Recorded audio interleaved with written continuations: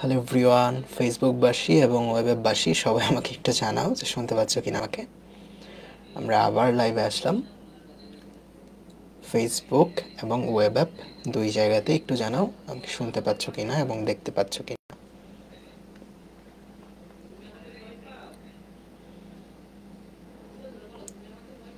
ওকে, ফেসবুকে সবাই জানাও সব কিছু ঠিক আছে কিনা।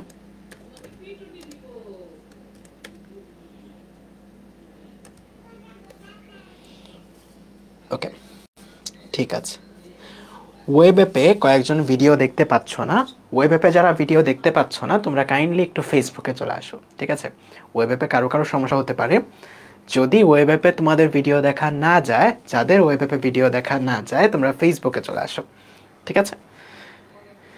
ওকে, সো ওয়েব অ্যাপে যাদের অল ক্লিয়ার, তোমরা ওয়েব অ্যাপে থাকো। যাদের ওয়েব অ্যাপে সমস্যা হচ্ছে, তোমরা ফেসবুকে চলে আসো, ঠিক আছে?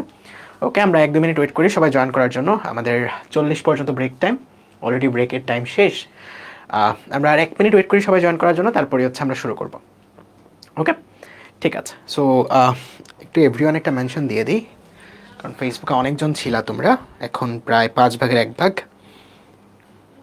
আমার তো এভরিওয়ান মেনশন চলে গেছে, অন্য কাউকে বলতে হবে।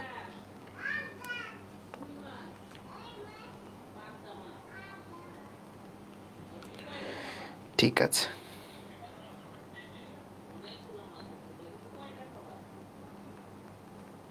ওকে ডান। চলো, সো যে জিনিসটা বলতেছিলাম, আশা করি সবাই আমাকে দেখতে পাচ্ছ এবং শুনতে পাচ্ছ এখন। ফেসবুকে মোটামুটি মানুষজন চলে আসছো, আরও চলে আসবে আশা করি আস্তে আস্তে। তোমাদের বন্ধুবান্ধব যারা এতক্ষণ আগে তোমাদের সাথে বসে বসে ক্লাস করতেছিল, তাদেরকে আবার একটু মেনশন করে দাও, নাহলে আবার ভুলে গেছে। ফেসবুকে আমাদের যে জিনিসটা হয় যে ক্লাস করতে করতে করতে করতে হঠাৎ নাই হয়ে যায়। আমরা মানে একবার রিলসে ঢুকলে তারপর ক্লাস কোন দিকে যাচ্ছে এটা কোনো হিসাব নেই, ঠিক আছে? ওকে, সো এইটা যেটা বলতেছিলাম যে আমরা এখান থেকে মূলত আমরা এই ম্যাথটা আরেকবার রিক্যাপ করতে থাকি, বাকিরাও চলে আসুক লাইভে। সো এখানে R1 থেকে R2 তে গেছে, ঠিক আছে? R1 থেকে R2 তে গেছে। আমাদের যেটা বের করতে হবে, প্রথমে সরণ ভেক্টর বের করতে হবে। এই যে দেখো, সরণ ভেক্টর যেভাবে বের করে ঠিক একই রকম ভাবে আমরা সরণ ভেক্টরটা এখানে বের করলাম, যে শেষ ভেক্টর মাইনাস আদি ভেক্টর, শেষ ভেক্টর মাইনাস আদি ভেক্টর, এটা আমাদের সরণ ভেক্টর দেয়। এটা মানে ছোটবেলা থেকে জানি। সরণ ভেক্টরটা বের করে তারপর ডট গুণন করলাম, দেখো, তারপর ডট গুণন করলাম, তারপর ডট গুণন করলাম, আমাদের উত্তরটা চলে আসলো। এখানে কারো কোনো সমস্যা নেই, কিন্তু সমস্যা হচ্ছে এটাকে আমরা ভিন্ন একটা উপায় করতে পারি। কি? এই যে ধ্রুব বলটা কিন্তু ধ্রুব, এটাকে আমরা ধরে নিতে পারি এটা একটা পরিবর্তনশীল বল। দেখো, ধ্রুব বলকে বলা যায় এটা একটা পরিবর্তনশীল বল, কিন্তু তার পরিবর্তনটা শূন্য। কাইন্ড অফ ধ্রুব জিনিসটাকে ভিন্নভাবে বলতেছি। সো ধ্রুব বলের পরিবর্তনশীল বলের ক্ষেত্রে আমরা কি করি বলতো? এই যে এক্স অক্ষের বলের মান ইন্টু ডিএক্স, ওয়াই অক্ষের বলের মান ইন্টু ডিওয়াই, জেড অক্ষের বলের মান ইন্টু ডিজেড, এরকম ভাবে লিখি। এখন এক্স অক্ষের লিমিটটা দেখো, এক্স অক্ষ বরাবর 8 থেকে 12 এ গেছে। দেখো আই ক্যাপ মানে এক্স অক্ষ, 8 থেকে 12 এ গেছে। লিমিটটা কত? 8 থেকে 12। 7 থেকে 2 এ গেছে, তার মানে 7 থেকে 2। -3 থেকে 7 এ গেছে, তার মানে -3 থেকে 7। এই ইন্টিগ্রেশনটা করলেও তোমার উত্তরটা 5 জুলি হবে। তার মানে একটা ম্যাথ আমরা দুইটা মেথডেই করতে পারতেছি, ঠিক আছে? বুঝতে পারছো? তার মানে সেম ম্যাথটা আমরা চাইলে সরণ ভেক্টরটা বের করেও করতে পারতেছি, অথবা পরিবর্তনশীল বল ধরেও করতে পারতেছি, ঠিক আছে? ওকে, সো এটা আসলে সবাই মোটামুটি পারা উচিত। পরের ম্যাথটা দেখি, এটা একটু কঠিন, একটু কঠিন। এখানে দেখো একটা জিনিস বলছে, একটা বল দেয়া, বলটা ধ্রুব বল দেয়া, কোনো সমস্যা নেই, বলটা ধ্রুব বল দেয়া। বলছে এই বিন্দু থেকে এই বিন্দুতে নিয়ে গেলাম, এই বিন্দু থেকে এই বিন্দুতে নিয়ে গেলাম। যদি মাত্র শুধুমাত্র প্রশ্ন এতটুকু হইতো যে এই বলের ক্ষেত্রে আমরা এই বিন্দু থেকে এই বিন্দুতে নিয়ে গেছি, তাহলে কোনো সমস্যাই হইতো না। কেন? কারণ আমরা সরণ ভেক্টর বের করতাম, ডট গুণন করতাম, কৃতকাজ চলে আসতো। কিন্তু এখন যেটা বলছে যে এই বিন্দু থেকে এই বিন্দুর দিকে যে ভেক্টর, ওই ভেক্টরের দিকে 40 মিটার নিয়ে যাওয়া হয়েছে। তাইলে আমাকে একটু নর্মাল একটা জিনিস বলো। মনে করো একটা পয়েন্ট থেকে আমি আরেকটা পয়েন্টে নিয়ে গেছি। এটা মনে করো এ পয়েন্ট, এটা মনে করো বি পয়েন্ট। এ পয়েন্ট থেকে বি পয়েন্টে নিয়ে গেছি, ঠিক আছে? এ পয়েন্ট থেকে বি পয়েন্টে নিয়ে যাওয়া যে কথা, এ থেকে বি এর দিকে 40 মিটার নিয়ে যাওয়া কি একই কথা? বলো তো, একই কথা নাকি একই কথা না? এ থেকে বিতে নিয়ে যাওয়া যে কথা, এ বি এর দিকে 40 মিটার যাওয়া বা এ বি এর দিকে 100 মিটার যাওয়া একই কথা? একই কথা না। তার মানে যদি ম্যাথটা শুধুমাত্র এতটুকু থাকতো যে এ থেকে বিতে নিয়ে গেছি, তাহলে আমাদের জন্য খুবই সহজ হইতো। কি হইতো? আমরা তখন সরণ ভেক্টর বের করতাম, যে সরণ ভেক্টরটা বা এস ভেক্টরটা, সেটা এই জায়গাতে হচ্ছে শেষ বিন্দু মাইনাস আদি বিন্দু, তাই না? তার মানে 0 - 2, 0 - 2 এত I cap plus 1 - 3 J cap plus 9 - 5 K cap. এটা হয়ে যাইতো আমাদের সরণ ভেক্টর। এটার সাথে বলটা ডট গুণন করলেই কাজটা শেষ, তাই না? এটা আমরা সরণ ভেক্টরটা দিয়ে করে ফেলতে পারতাম যদি বলতো এ থেকে বিতে নিছে, কিন্তু এখন বলছে এ বি এর দিকে 40 মিটার গেছে। সো আমাদের এখন একটা সরণ ভেক্টর বানাইতে হবে। মনে আছে সরণ ভেক্টর কেমনে বানায়? আমি যদি বলি যে এক্স অক্ষের দিকে 10 মিটার গেছে, তাহলে এটা ভেক্টর তুমি কি লিখবা? 10 ইন্টু এক্স অক্ষে একক ভেক্টর, সেটা হচ্ছে আই ক্যাপ। আমি যদি বলি ওয়াই অক্ষ বরাবর 50 মিটার গেছে একটা ভেক্টর তুমি লেখো, তুমি লিখবা 50 ইন্টু জে ক্যাপ, তাই না? বাট এখানে বলছে এই ভেক্টরটার দিকে 40 মিটার গেছে। এখন একটা ভেক্টরের দিক বলতে কি বুঝি? একটা ভেক্টরের দিকের ইনফরমেশন কে দেয়? একক ভেক্টর দেয়।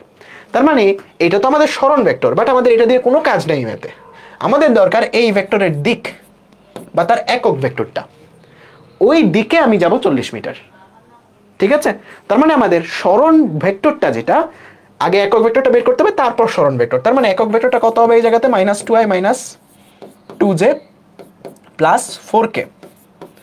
এটা হচ্ছে আমাদের সরণ ভেক্টরটা। এটাকে তার মান দিয়ে ভাগ করলেই তার একক ভেক্টর পেয়ে যাব। 4 + 4 + 16। এটা কি? এই ভেক্টরটার একটা একক ভেক্টর। এটা কি ইনফরমেশন ফলো করতেছে? এই ভেক্টরের ডিরেকশনের ইনফরমেশনটা ফলো করতেছে। আমাকে বলো তো এই ভেক্টরটার মান কত? এতটুকুর মান কত? এতটুকুর মান কত বলো? এটা না পারলে তোমার ভেক্টর অধ্যায় যায় পিঠে আসবো। বলো এতটুকুর মান কত? এতটুকুর মান কত? এতটুকুর মান কত? 1। একটা একক ভেক্টর, যেহেতু একটা একক ভেক্টরের মান সবসময় 1। তার মানে এই যে ভেক্টরটা দেখতে পাচ্ছ, এই ভেক্টরটা জাস্ট ডিরেকশনের ইনফরমেশনটা ক্যারি করতেছে। মানে এ বি এর দিকে এমন একটা ভেক্টর যেই ভেক্টরটার মান 1, ঠিক আছে? তাইলে আমার সরণ ভেক্টরটা এখন কত হবে বলো তো? অ্যাকচুয়াল ম্যাথের সরণ ভেক্টরটা, অ্যাকচুয়াল সরণ ভেক্টরটা কত হবে বলো তো? এই একক ভেক্টরের দিকে 40 মিটার, তার মানে 40 ইন্টু এই একক ভেক্টর। বুঝছো? এটা হচ্ছে আমার অ্যাকচুয়াল সরণ ভেক্টর, যেটা আমার লাগবে ম্যাথ করার জন্য। বুঝতে পারছো? ক্লিয়ার? বুঝছো? বুঝো নাই? আচ্ছা, সো এই জিনিসটা বোঝার জন্য ভেক্টরের কনসেপ্টটা ক্লিয়ার থাকা জরুরি। তোমাকে যদি বলি এক্স অক্ষের দিকে 50 মিটার তুমি গেছো, একটা ভেক্টর আকারে লেখো, তুমি কি লিখতা? মান ইন্টু ডিরেকশন। ভেক্টর মানেই তো মান ইন্টু, মানে মান আর দিক, তাই না? ভেক্টর মানেই তো মান আর দিক। তার মানে 50 মিটার গেছি এক্স অক্ষ বরাবর, তাই 50 ইন্টু আই ক্যাপ দিছি। তারপর 60 নিউটন গেছি ওয়াই অক্ষ বরাবর, তার মানে 60 ইন্টু জে ক্যাপ দিছি। তারপর 10 মিটার গেছি জেড অক্ষ বরাবর, 10 ইন্টু কে ক্যাপ দিছি। তার মানে 10 হচ্ছে মান, কে ক্যাপ হচ্ছে ডিরেকশন। এখন এই জায়গাতে আমি বলছে যে এ থেকে বি বিন্দু, এ বিন্দুর দিকে 40 মিটার গেছি, তাহলে আমাকে কি করতে হবে? 40 ইন্টু এ বি ভেক্টরের একক ভেক্টর, যেহেতু এটা ডিরেকশনে আমি গেছি। সো আমি এখানে প্রথমে যে কাজটা করলাম, এ বি বরাবর একক ভেক্টরটা বের করলাম, ঠিক আছে? এ বি বরাবর একক ভেক্টরটা বের করলাম। সো এই একক ভেক্টর বরাবর আমি 40 মিটার গেছি। সো এটাই আমার সরণ ভেক্টর না? এখন বলো তো এটাই আমার সরণ ভেক্টর না? ইয়েস, ঠিক আছে। সো এটাই যদি আমার সরণ ভেক্টর হয়, তুমি এখান থেকে সরণ ভেক্টরটা ইজিলি বের করে ফেলতে পারবা। সেটা কত আসবে বলো তো? তুমি খুব ইজিলি বের করতে পারবা 40। তুমি যদি 40 দিয়ে গুণ করে দাও, মানে এটা গুণ করে দাও 40 দিয়ে, তাহলে তো হয়ে যাচ্ছে 80 I cap minus 80 J cap plus 3 24 240 K cap divided by, নিচেটা তো নিচের মতোই থাকবে, 4 + 4 + 16। এইটা হচ্ছে তোমার সরণ ভেক্টর, তাই না? এটা হচ্ছে তোমার আলটিমেট সরণ ভেক্টর। সো এটা যদি তোমার সরণ ভেক্টর হয়, এখন তুমি কৃতকাজ বের করো, just F dot S, just F dot S. তাহলে তোমার কৃতকাজ সমান কত আসবে? এফ এই ভেক্টরটা ডট এই ভেক্টরটা, ঠিক আছে? এই দুটো ডট প্রোডাক্ট করবা। বুঝছো? বলো তো ক্লিয়ার কিনা সবাই? এইটা আর এটা ডট গুণন করতে পারবা কিনা? জাস্ট এক্স অক্ষের কম্পোনেন্টের সাথে এক্স অক্ষের কম্পোনেন্ট গুণ, এইটার কম্পোনেন্টের সাথে এইটার কম্পোনেন্ট গুণ, এইটার কম্পোনেন্টের সাথে এইটার কম্পোনেন্ট গুণ। বুঝছো? 16 হবে, আমি 6 লিখছি, ঠিক আছে, সমস্যা নেই, এটা ব্যক্তিগত ভুল। বলো সবাই বুঝছো? ম্যাথটা বুঝছো? মেইন কনসেপ্টটা হচ্ছে যে এই জায়গাতে যে একক ভেক্টরটা বের করা লাগতেছে, এটাই মেইন কনসেপ্ট। এই ক্যালকুলেশনটা, এই ডট গুণ ক্যালকুলেশনটা মেইন কনসেপ্ট না। এটা তুমি একটু ডট গুণ সম্পর্কে জানলে বা ডট গুণের ম্যাথ প্র্যাকটিস করলে তুমি এইটা আর এটা ডট গুণ করতে পারবা, জাস্ট কিছুই না। এই -80 বাই এইটা ইন্টু 1, তারপর -80/এইটা ইন্টু 2, 240/এইটা ইন্টু -3, গুণ তুমি খুব ইজিলি করতে পারবা। ঠিক আছে, জাস্ট এখানে একক ভেক্টরটা বের করা হচ্ছে মূল কথা। দেখো ম্যাথটা কি বলছে, এই ভেক্টরটা একটা বস্তুর উপর প্রয়োগ হয়েছে, ওই বস্তুটা এই থেকে এই বিন্দুর দিকে 40 মিটার গেছে। এখানে যদি বলতো যে এ থেকে বি বিন্দুতে গেছে, তাহলে আমাদের জন্য ম্যাথটা ইজি হইতো। আমরা যা সরণ ভেক্টর বের করতাম, এই যে সরণ ভেক্টরটা বের করছিলাম, এই সরণ ভেক্টরটা বের করছিলাম, এ থেকে বি তে গেলে যে সরণ ভেক্টরটা সেটা বের করছিলাম, এইটার সাথে এফটা ডট গুণন করলেই হয়ে যেত যদি বলতো এ থেকে বি তে গেছে। কিন্তু আমাদের বলছে এ থেকে বি এর দিকে 40 মিটার গেছে। সো আমাদের কি করতে হবে, এই দিকের একক ভেক্টর বের করতে হবে, 40 দিয়ে গুণ করতে হবে, তাইলে আমরা অ্যাকচুয়াল সরণ ভেক্টরটা পাবো, তারপর এফ এর সাথে ডট গুণ করতে হবে। বুঝছো? যদিও বা এই ম্যাথটা কোথাও আসবে না, জাস্ট তোমাদের কনসেপ্টটা ক্লিয়ার করে রাখার জন্য, জাস্ট কনসেপ্টটা ক্লিয়ার করে রাখার জন্য। ঠিক আছে, বলো তো সবাই বুঝছো কিনা? 240 কিভাবে হলো? 240 কিভাবে হলো? এই যে এইটা 40 দিয়ে এই ভেক্টরটাকে গুণ করছি, দেখো এইটাকে 40 দিয়ে গুণ করছি, 2 দুগুণে 80, মানে 40 দুগুণে 80, 40 দুগুণে 80, আর 4 40-এ কত? 16, আমি লিখছি কত? 240। এই তো, থ্যাংক ইউ। তার মানে এখানে কত হবে বলো তো? এখানে কত হবে? 4 4 যেহেতু 16, তার মানে এখানে আসবে 160, 160 কে ক্যাপ। ঠিক আছে, ওকে, ঠিক আছে। পারবা বলো তো সবাই? ক্লিয়ার কিনা এতটুকু? এতটুকু পারবা না সবাই? ক্লিয়ার? পারবা? ওকে, ঠিক আছে। সো এখন আমরা যেটা করব সেটা হচ্ছে ক্ষমতা এবং কর্মদক্ষতা। জিনিসটা খুবই মজার আর খুবই ইম্পর্টেন্ট। ক্ষমতা বলতে কি বোঝায়? একক সময়ে যতটুকু কাজ করতে পারি এটাকে বলা হয় ক্ষমতা। মনে করো একটা বস্তুর উপর আমি হচ্ছে টি সময় যাবত কাজ করছি। মনে করো একটা বস্তু, এই বস্তুর উপর মনোযোগ দিবা, কারণ এই কনসেপ্টগুলো থেকে এখন এখন যেগুলো পড়বে এগুলো সৃজনশীলের জন্য অনেক অনেক ইম্পর্টেন্ট। ঠিক আছে, সেজন্য মনোযোগ দিবা, সৃজনশীলের জন্য অনেক বেশি ইম্পর্টেন্ট। আমি এই বস্তুটার উপর কাজ করলাম, মনে করো টি সময় জুড়ে আমি কাজ করলাম ডাব্লিউ জুল পরিমাণ। ঠিক আছে, ডাব্লিউ জুল পরিমাণ আমি কাজ করলাম। ওকে, ডাব্লিউ জুল পরিমাণ আমি কাজ করলাম, বা ডাব্লিউ জুল পরিমাণ আমি কাজ করলাম। ক্ষমতা বলতে বোঝায় একক সময়ে কৃত কাজ। একক সময় আমি কতটুকু কাজ করছি, বা 1 সেকেন্ডে কতটুকু কাজ করছি, 1 সেকেন্ডে যতটুকু কাজ করছি এটাই ক্ষমতা। তাইলে আমাকে এই জায়গাতে বলো, আমি যদি টি সেকেন্ডে কাজ করছি হলো ডাব্লিউ, তাহলে 1 সেকেন্ডে কি পরিমাণ কাজ করছি বলো তো? ডাব্লিউ/টি, এটাই হচ্ছে আমাদের ক্ষমতা। তার মানে ক্ষমতা বলতে কি বোঝায়? যে একক সময়ে কৃত কাজ, মানে ডাব্লিউ কে টি দিয়ে ভাগ করলে, কাজকে টি দিয়ে ভাগ করলেই ক্ষমতা পেয়ে যাবে। খুবই সিম্পল, খুবই সিম্পল।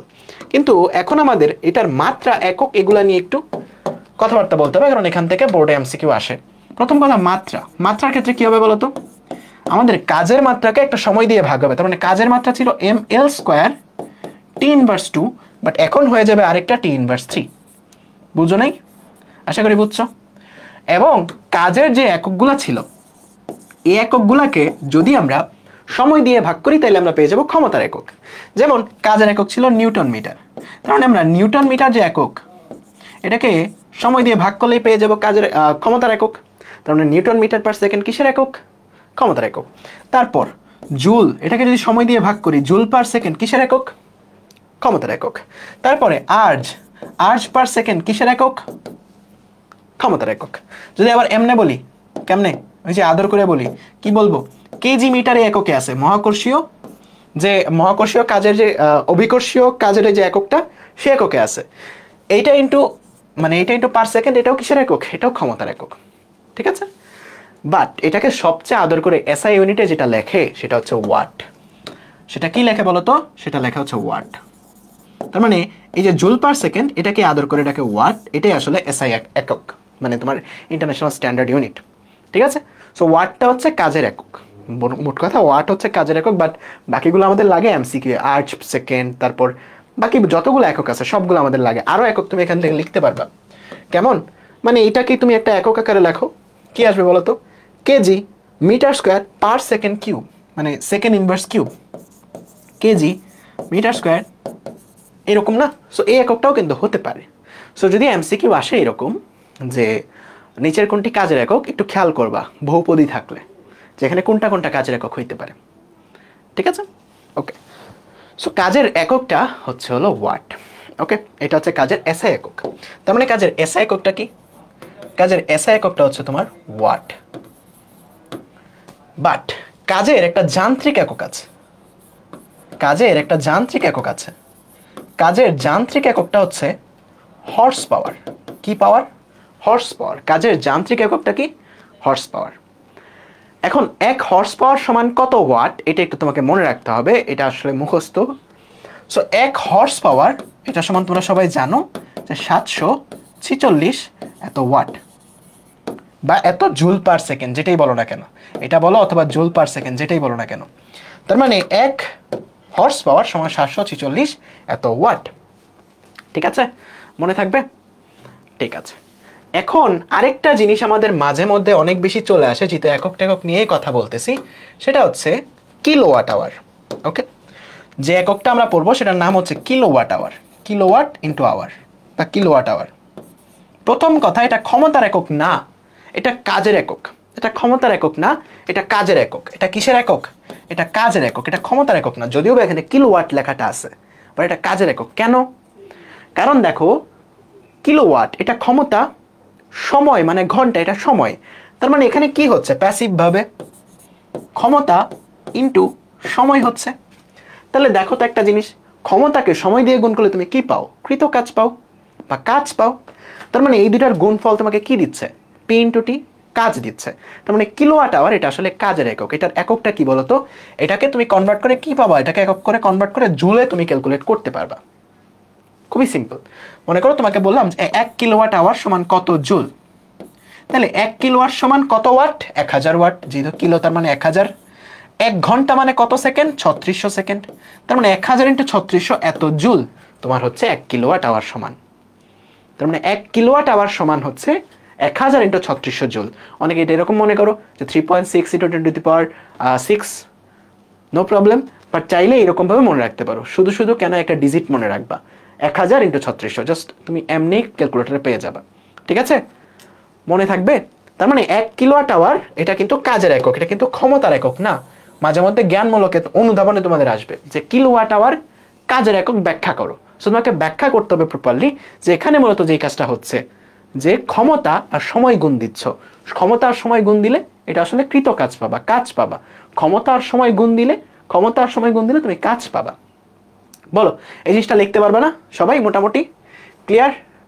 এতটুকু সবাই ক্লিয়ার? বলো তো, এতটুকু সবাই ক্লিয়ার? দেখো, এতটুকু তুমি যদি জানো, এই ডেফিনিশনগুলা তুমি আমার থেকে ভালো দিতে পারবা। যে ক্ষমতা কাকে বলে? ক নাম্বারের প্রশ্ন, চোখটা অফ করবা আর বলবা যে একক সময়ে কৃত কাজকে বলা হয় ক্ষমতা। শেষ, রাইট? তারপর ক্ষমতার একক আর মাত্রা কি? ক্ষমতার একক কি বলতো? ক্ষমতার একক ওয়াট। মাত্রা কি? মাত্রা হচ্ছে M L square T inverse three, যেটা আমরা এখানে দেখছি। M L square T inverse three, এগুলো যদি ভুইলা যাও না, মাত্রা কি? চোখটা অফ করবা, চোখটা অফ করে দেখবা। আচ্ছা, ক্ষমতা মানে ডাব্লিউ বাই টি, ডাব্লিউ মানে এফ এস। তার মানে এফ এর মাত্রা কি? M L T inverse two into S আছে, তার মানে M L square T inverse two, নিচে আরেকটা টি আছে, তার মানে M L square T inverse three. এটাই মূলত ক্ষমতার একক, ক্ষমতার মাত্রা। ঠিক আছে, পারবা? অর্শ ক্ষমতা কাকে বলে? অর্শ ক্ষমতা বা হর্স পাওয়ার বলতে বোঝায় হচ্ছে এই যে হর্স পাওয়ার মানেই অর্শ ক্ষমতা। প্রথম কথা বলবা 746 ওয়াটকে হর্ষ ক্ষমতা বলে, এটা বলবা না। ঠিক আছে, প্রথমে বলবা অর্শ ক্ষমতা হচ্ছে ক্ষমতার যান্ত্রিক একক। কি একক? যান্ত্রিক একক। এটাকে আমরা কি বলছি? এটাকে আমরা এসআই একক বলছি না, যান্ত্রিক একক বলছি। সো প্রথমে এই লেখাটা লিখবা যে অর্শ ক্ষমতা হচ্ছে ক্ষমতার যান্ত্রিক একক, যেখানে 1 অর্শ ক্ষমতা বা 1 horse power equals to 746 watt. বলো ডেফিনেশনটা চোখের মধ্যে মানে কানের মধ্যে বাজবে কিনা পরীক্ষা হলে। অর্শ ক্ষমতা হচ্ছে ক্ষমতার যান্ত্রিক একক। ঠিক আছে, এসআই একক না কিন্তু। অর্শ ক্ষমতা হচ্ছে ক্ষমতার যান্ত্রিক একক, যেখানে 1 অর্শ ক্ষমতা সমান 746 ওয়াট। বলো, লিখতে পারবা না সবাই? আশা করি সবাই লিখতে পারবা, সবাই লিখতে পারবা, যদিও বা এখানে লেখা আছে। দেখো তোমাদের সলিউশনগুলোতে এরকম ভাবে লেখা, প্রতি সেকেন্ডে এত জুল কাজ করার ক্ষমতাকে 1 অর্শ ক্ষমতা বলে। বাট তুমি যদি এটা লেখো শুরুতে যে অর্শ ক্ষমতা বলতে বোঝায় এটা ক্ষমতার যান্ত্রিক একক, তাহলে তুমি একটু তোমার ডেফিনেশনটা আরো সুন্দর হবে। ঠিক আছে, তারপর বলবা যে 1 অর্শ ক্ষমতা সমান 746 ওয়াট, মানে 1 সেকেন্ডে 746 জুল কাজ করে। ঠিক আছে, ওকে, ডান। তার মানে ডেফিনেশনগুলো আমাদের সবগুলো ক্লিয়ার হয়ে যাচ্ছে, রাইট? তারপর কি দেখো, কিলোওয়াট ঘন্টা, এটার মানে কি? প্রথমেই বলবা, প্রথম লাইন তোমার কাছে যে জানতে চাইছে কিলোওয়াট ঘন্টা কি এটা ক্ষমতার একক নাকি কাজের একক, প্রথম লাইনটাই তুমি লিখবা কিলোওয়াট ঘন্টা এটা কাজের একক, যেটা আমরা একটু আগে ব্যাখ্যা করে আসলাম। তারপরে মানটা বের করে দেখাবা যে 1 কিলোওয়াট ঘন্টা মানে এই জায়গাতে 1000 ওয়াট ইন্টু 3600, মানটা বের করে দেখাই দিবা যে 1 কিলোওয়াট ঘন্টা মানে এত জুল। বাট প্রথম কথাটা তুমি লিখবা যে মানে কিলোওয়াট ঘন্টা এটা কাজের একক, এটা ক্ষমতার একক না। এটা তোমার কাছে জানতে চাইছে, এটা তুমি লিখতে পারো 1 নম্বর পেয়ে যাবে। তারপরে এইটুকু ব্যাখ্যা করতে পারলে আরো তুমি 1 নম্বর পেয়ে যাবে। ঠিক আছে, ওকে, ডান। এখন আমাদের এর পরবর্তী যে জিনিসটা আসে, পরবর্তী ডেফিনেশনগুলোই যাব। এর আগে আমরা ক্ষমতা সম্পর্কে আরেকটু পড়ে নিই। ওকে, এর আগে আমরা ক্ষমতা সম্পর্কে আরেকটু পড়ে নিই। দেখো ক্ষমতা সমান আমরা কি পড়ছি, পি সমান আমাদের W/T। বলো তো পিটা কি স্কেলার নাকি ভেক্টর? অবশ্যই, ক্ষমতা যেহেতু, কাজ যেহেতু স্কেলার, এই পিটাও স্কেলার। এই পিটাও কি বলতো? স্কেলার রাশি। এই পিটাও কি রাশি বলতো? স্কেলার রাশি। তাইলে আমরা এই জায়গা থেকে এরকম লিখতে পারবো না? W কে বলতে পারি F.S, right, divided by T. এখন S ডিভাইডেড বাই টি, এইটুকুকে আমরা জিনিস একটা বলতে পারি, এইটুকুকে বলতে পারি আমরা গড় বেগ। অতিক্রান্ত সরণ ডিভাইডেড বাই অতিক্রান্ত সময়, এটাকে বলা হয় গড় বেগ। ঠিক আছে, 9-10 পড়ার কথা যে অতিক্রান্ত সরণ ডিভাইড বাই অতিক্রান্ত সময় S/T, এটার রেশিওকে বলা হয় গড় বেগ। সো এটাকে আমরা লিখতে পারি F.V। ঠিক আছে, তার মানে যদি তোমার কাছে একটা ভেলোসিটির একটা ভেক্টর রাশি থাকে এবং বলের একটা ভেক্টর রাশি থাকে, তাদের ডট গুণ হবে তোমার কি? তাদের ডট গুণ হবে তোমার কি বলতো? ক্ষমতা। ঠিক আছে, এতটুকু কনসেপ্ট জানলে পরবর্তীতে আমাদের যেটা লাগবে সেটা হচ্ছে আমাদের কর্মদক্ষতা। সেটা কি? কর্মদক্ষতা। কর্মদক্ষতা জিনিসটা আসলে খুবই ইন্টারেস্টিং, অনেকে মাঝে মধ্যেও তুমি একটু প্যাস লাগাও। কর্মদক্ষতা মানে হচ্ছে তুমি কতটুকু এফোর্ট দিচ্ছ, কতটুকু আউটকাম পাচ্ছ। সোজা কথা, তুমি টেবিলে বসে 5 ঘন্টা বসে আসো, মানে অনেকের বাসায় এরকম হয় যে ধৈরা বাইন্দা টেবিলে বসায় রাখে। ঠিক আছে, আমার একটা ফ্রেন্ড ছিল ছোটবেলায়, ওর সারাদিনই টেবিলে বসে থাকতো, মানে ওর বাবা দিতই না টেবিল থেকে উঠতে। ঠিক আছে, সারাদিন টেবিলে বসেই চিন্তা করতো, পিঁপড়া নিয়ে খেলতো, এরকম আর কি। সো কাজের কাজ তো হচ্ছে না, তুমি টেবিলে বসে আছো, বাট আউটকাম তো হচ্ছে না। সো ইফিসিয়েন্সি বলতে বোঝায় বা কর্মদক্ষতা বলতে বোঝায়, এই কর্মদক্ষতা বলতে বোঝায় সোজা কথায় যা দিচ্ছ যা পাচ্ছ। ঠিক আছে, এটা হচ্ছে সোজা কথা। এটা কিন্তু আবার ডেফিনেশন না, বইয়ে কিন্তু এটা লিখবা না বা পরীক্ষায় কিন্তু এটা লিখবা না। ঠিক আছে, মানে তুমি যতটুকু দিচ্ছ, যতটুকু পাচ্ছ। ঠিক আছে, তুমি যতটুকু ইনপুট দিচ্ছ, যতটুকু আউটপুট পাচ্ছ, এটার রেশিওটাকে বলা হয় কর্মদক্ষতা। যেমন আমি জাস্ট র্যান্ডম কিছু এক্সাম্পল দিয়ে জিনিসটা বোঝাচ্ছি, তারপর ফর্মাল ডেফিনেশনে যাব। যেমন তুমি 10 ঘন্টা টেবিলে বসে থাকলা, পড়া হয়েছে 5 ঘন্টা, তাহলে তোমার কর্মদক্ষতা হচ্ছে 5/10 মানে 50%। এটাকে পার্সেন্টেজে নিতে হবে, 100 দিয়ে গুণ করে। ঠিক আছে, 50%, এটা হচ্ছে তোমার কর্মদক্ষতা। ঠিক আছে, তার মানে তুমি কতটুকু ইফোর্ট দিচ্ছ। মনে করো একটা ইঞ্জিন, সে 100 ওয়াট ক্ষমতা দিচ্ছে বা 100 ওয়াট বিদ্যুৎ পুরাচ্ছে, বাট সে কাজ করতেছে বা সে ক্ষমতা আউটপুটে দিচ্ছে হলো 80 ওয়াট। তাইলে তার যে তোমার কর্মদক্ষতা সেটা কত হবে বলো তো? তার কর্মদক্ষতা হবে 80%। তুমি ফেসবুকে থাকলা 6 ঘন্টা, ক্লাস করলা 2 ঘন্টা, তোমার কর্মদক্ষতা কত? 2/6 × 100। তার মানে তুমি কতটুকু দিচ্ছ, কতটুকু পাচ্ছ, এটা রেশিওটাই হচ্ছে কর্মদক্ষতা। এটার ফর্মাল ডেফিনেশনটা হচ্ছে যে নিচে হচ্ছে মোট প্রদত্ত শক্তি বা মোট প্রদত্ত ক্ষমতা, মোট কতটুকু দিচ্ছ, প্রদত্ত ক্ষমতা বা শক্তি যেটাই হোক না কেন। কর্মদক্ষতা আমরা যে কোনো কিছু হিসাব করতে পারি, শক্তিরও হিসাব করতে পারি, ক্ষমতারও হিসাব করতে পারি। মোট প্রদত্ত ক্ষমতা, উপরে হচ্ছে লব্য কার্যকর শক্তি বা লব্য কার্যকর ক্ষমতা, বা তুমি শুধুমাত্র কার্যকর ক্ষমতা বলতে পারো, যতটুকু অ্যাকচুয়ালি কাজ করতেছে। ওকে, যতটুকু অ্যাকচুয়ালি কাজ করতেছে, কার্যকর ক্ষমতা বা শক্তি। বলতো কর্মদক্ষতার একক কি? কর্মদক্ষতার একক কি বলতো? কর্মদক্ষতার একক কি? কর্মদক্ষতার একক কি? নাই, কারণ এটা রেশিওর কোনো একক হয় না, তার মানে এটার কোনো একক নাই। ঠিক আছে, ওকে। তাইলে তোমাকে যদি বলি যে একটা মোটরের গায়ে তোমাকে বললাম একটা মোটরের গায়ে লেখা আছে এটা 120 ওয়াটের, একটা বাল্বের গায়ে লেখা আছে 120 ওয়াটের, বাট যখন কাজ করতেছো তুমি পাইছো হলো 80 ওয়াট কাজ করতেছে, তাহলে তার কর্মদক্ষতা কত হবে বলো তো? তার কর্মদক্ষতা হবে 80/120, এত × 100%। এটা হবে তার কর্মদক্ষতা। ঠিক আছে, এটা হবে তার কর্মদক্ষতা। ওকে, আরেকটা জিনিস, আরেকটা এক্সাম্পল, মনে করো এটা একটা মেথড দিলাম, আরেকটা মেথড আমি তোমাকে এরকম ভাবে বললাম যে মনে করো যে একটা জায়গাতে তুমি কাজ খুঁজে পাচ্ছ বা কাজ করতেছে হলো 80 ওয়াট বা তোমার 90 ওয়াট, 90 ওয়াট কাজ করতেছে এবং ইফিসিয়েন্সি হলো 0.7 বা 70%। তাইলে তোমার এখানে ইনপুট কত দিচ্ছ বা এই মোটরটা আসলে কতটুকু শক্তি খরচ করতেছে, মোট সে কতটুকু শক্তি খরচ করতেছে কেমনে বের করবা? অনেকে ফর্মুলা দিয়ে বের করবা, বাট এটা সবচেয়ে ইজি জিনিস হলো যেহেতু তোমার আউটপুট বাই ইনপুট এই রেশিওটাই কর্মদক্ষতা, তাহলে তোমার খুব সহজে এখানে এই 90কে 0.7, মানে এটা হচ্ছে যারা স্মার্ট তারা জাস্ট 0.7 দিয়ে ভাগ করবা, আর যারা একটু তুমি না বুঝে করতে চাও, ফর্মুলা দিয়ে করতে চাও, তারা এইভাবে করতে পারো যে ইফিসিয়েন্সি ইকুয়ালস টু উপরে আমি কতটুকু পাচ্ছি 90, নিচে কতটুকু দিচ্ছি ইন্টু 100, তারপর এখানে লিখবা 70, 100 দিয়ে ভাগ করলে 0.7, ওটা দিয়ে ভাগ করবা, তাহলে তুমি আউটপুটটা পেয়ে যাবা। বাট কখনোই এই 70 জিনিস দিয়ে ঘাবড়াও না, এফিসিয়েন্সিকে তুমি সবসময় মনে রাখবা যে এই পাশে 100 আছে, 70% মানে 0.7, 80% মানে 0.8, আর 90% মানে 0.9, 95% মানে 0.95, ঠিক আছে? এরকম ভাবে তুমি জাস্ট ভাগ করবা অথবা গুণ করবা, যেটাই তোমাকে বলে। তোমাকে বললো যে একটা যন্ত্রের ইফিসিয়েন্সি হচ্ছে 95%, তুমি ইনপুট দিচ্ছ হলো ওই যন্ত্রে ইনপুট দিচ্ছ হলো 105 ওয়াট ক্ষমতা, তাইলে আউটপুটে কত পাবা? খুব সহজ, আমি ইনপুট দিচ্ছি এত, বাট সবটা আউটপুটে পাবো না, এটার 95% পাবো, তার মানে 105 ইন্টু 0.95।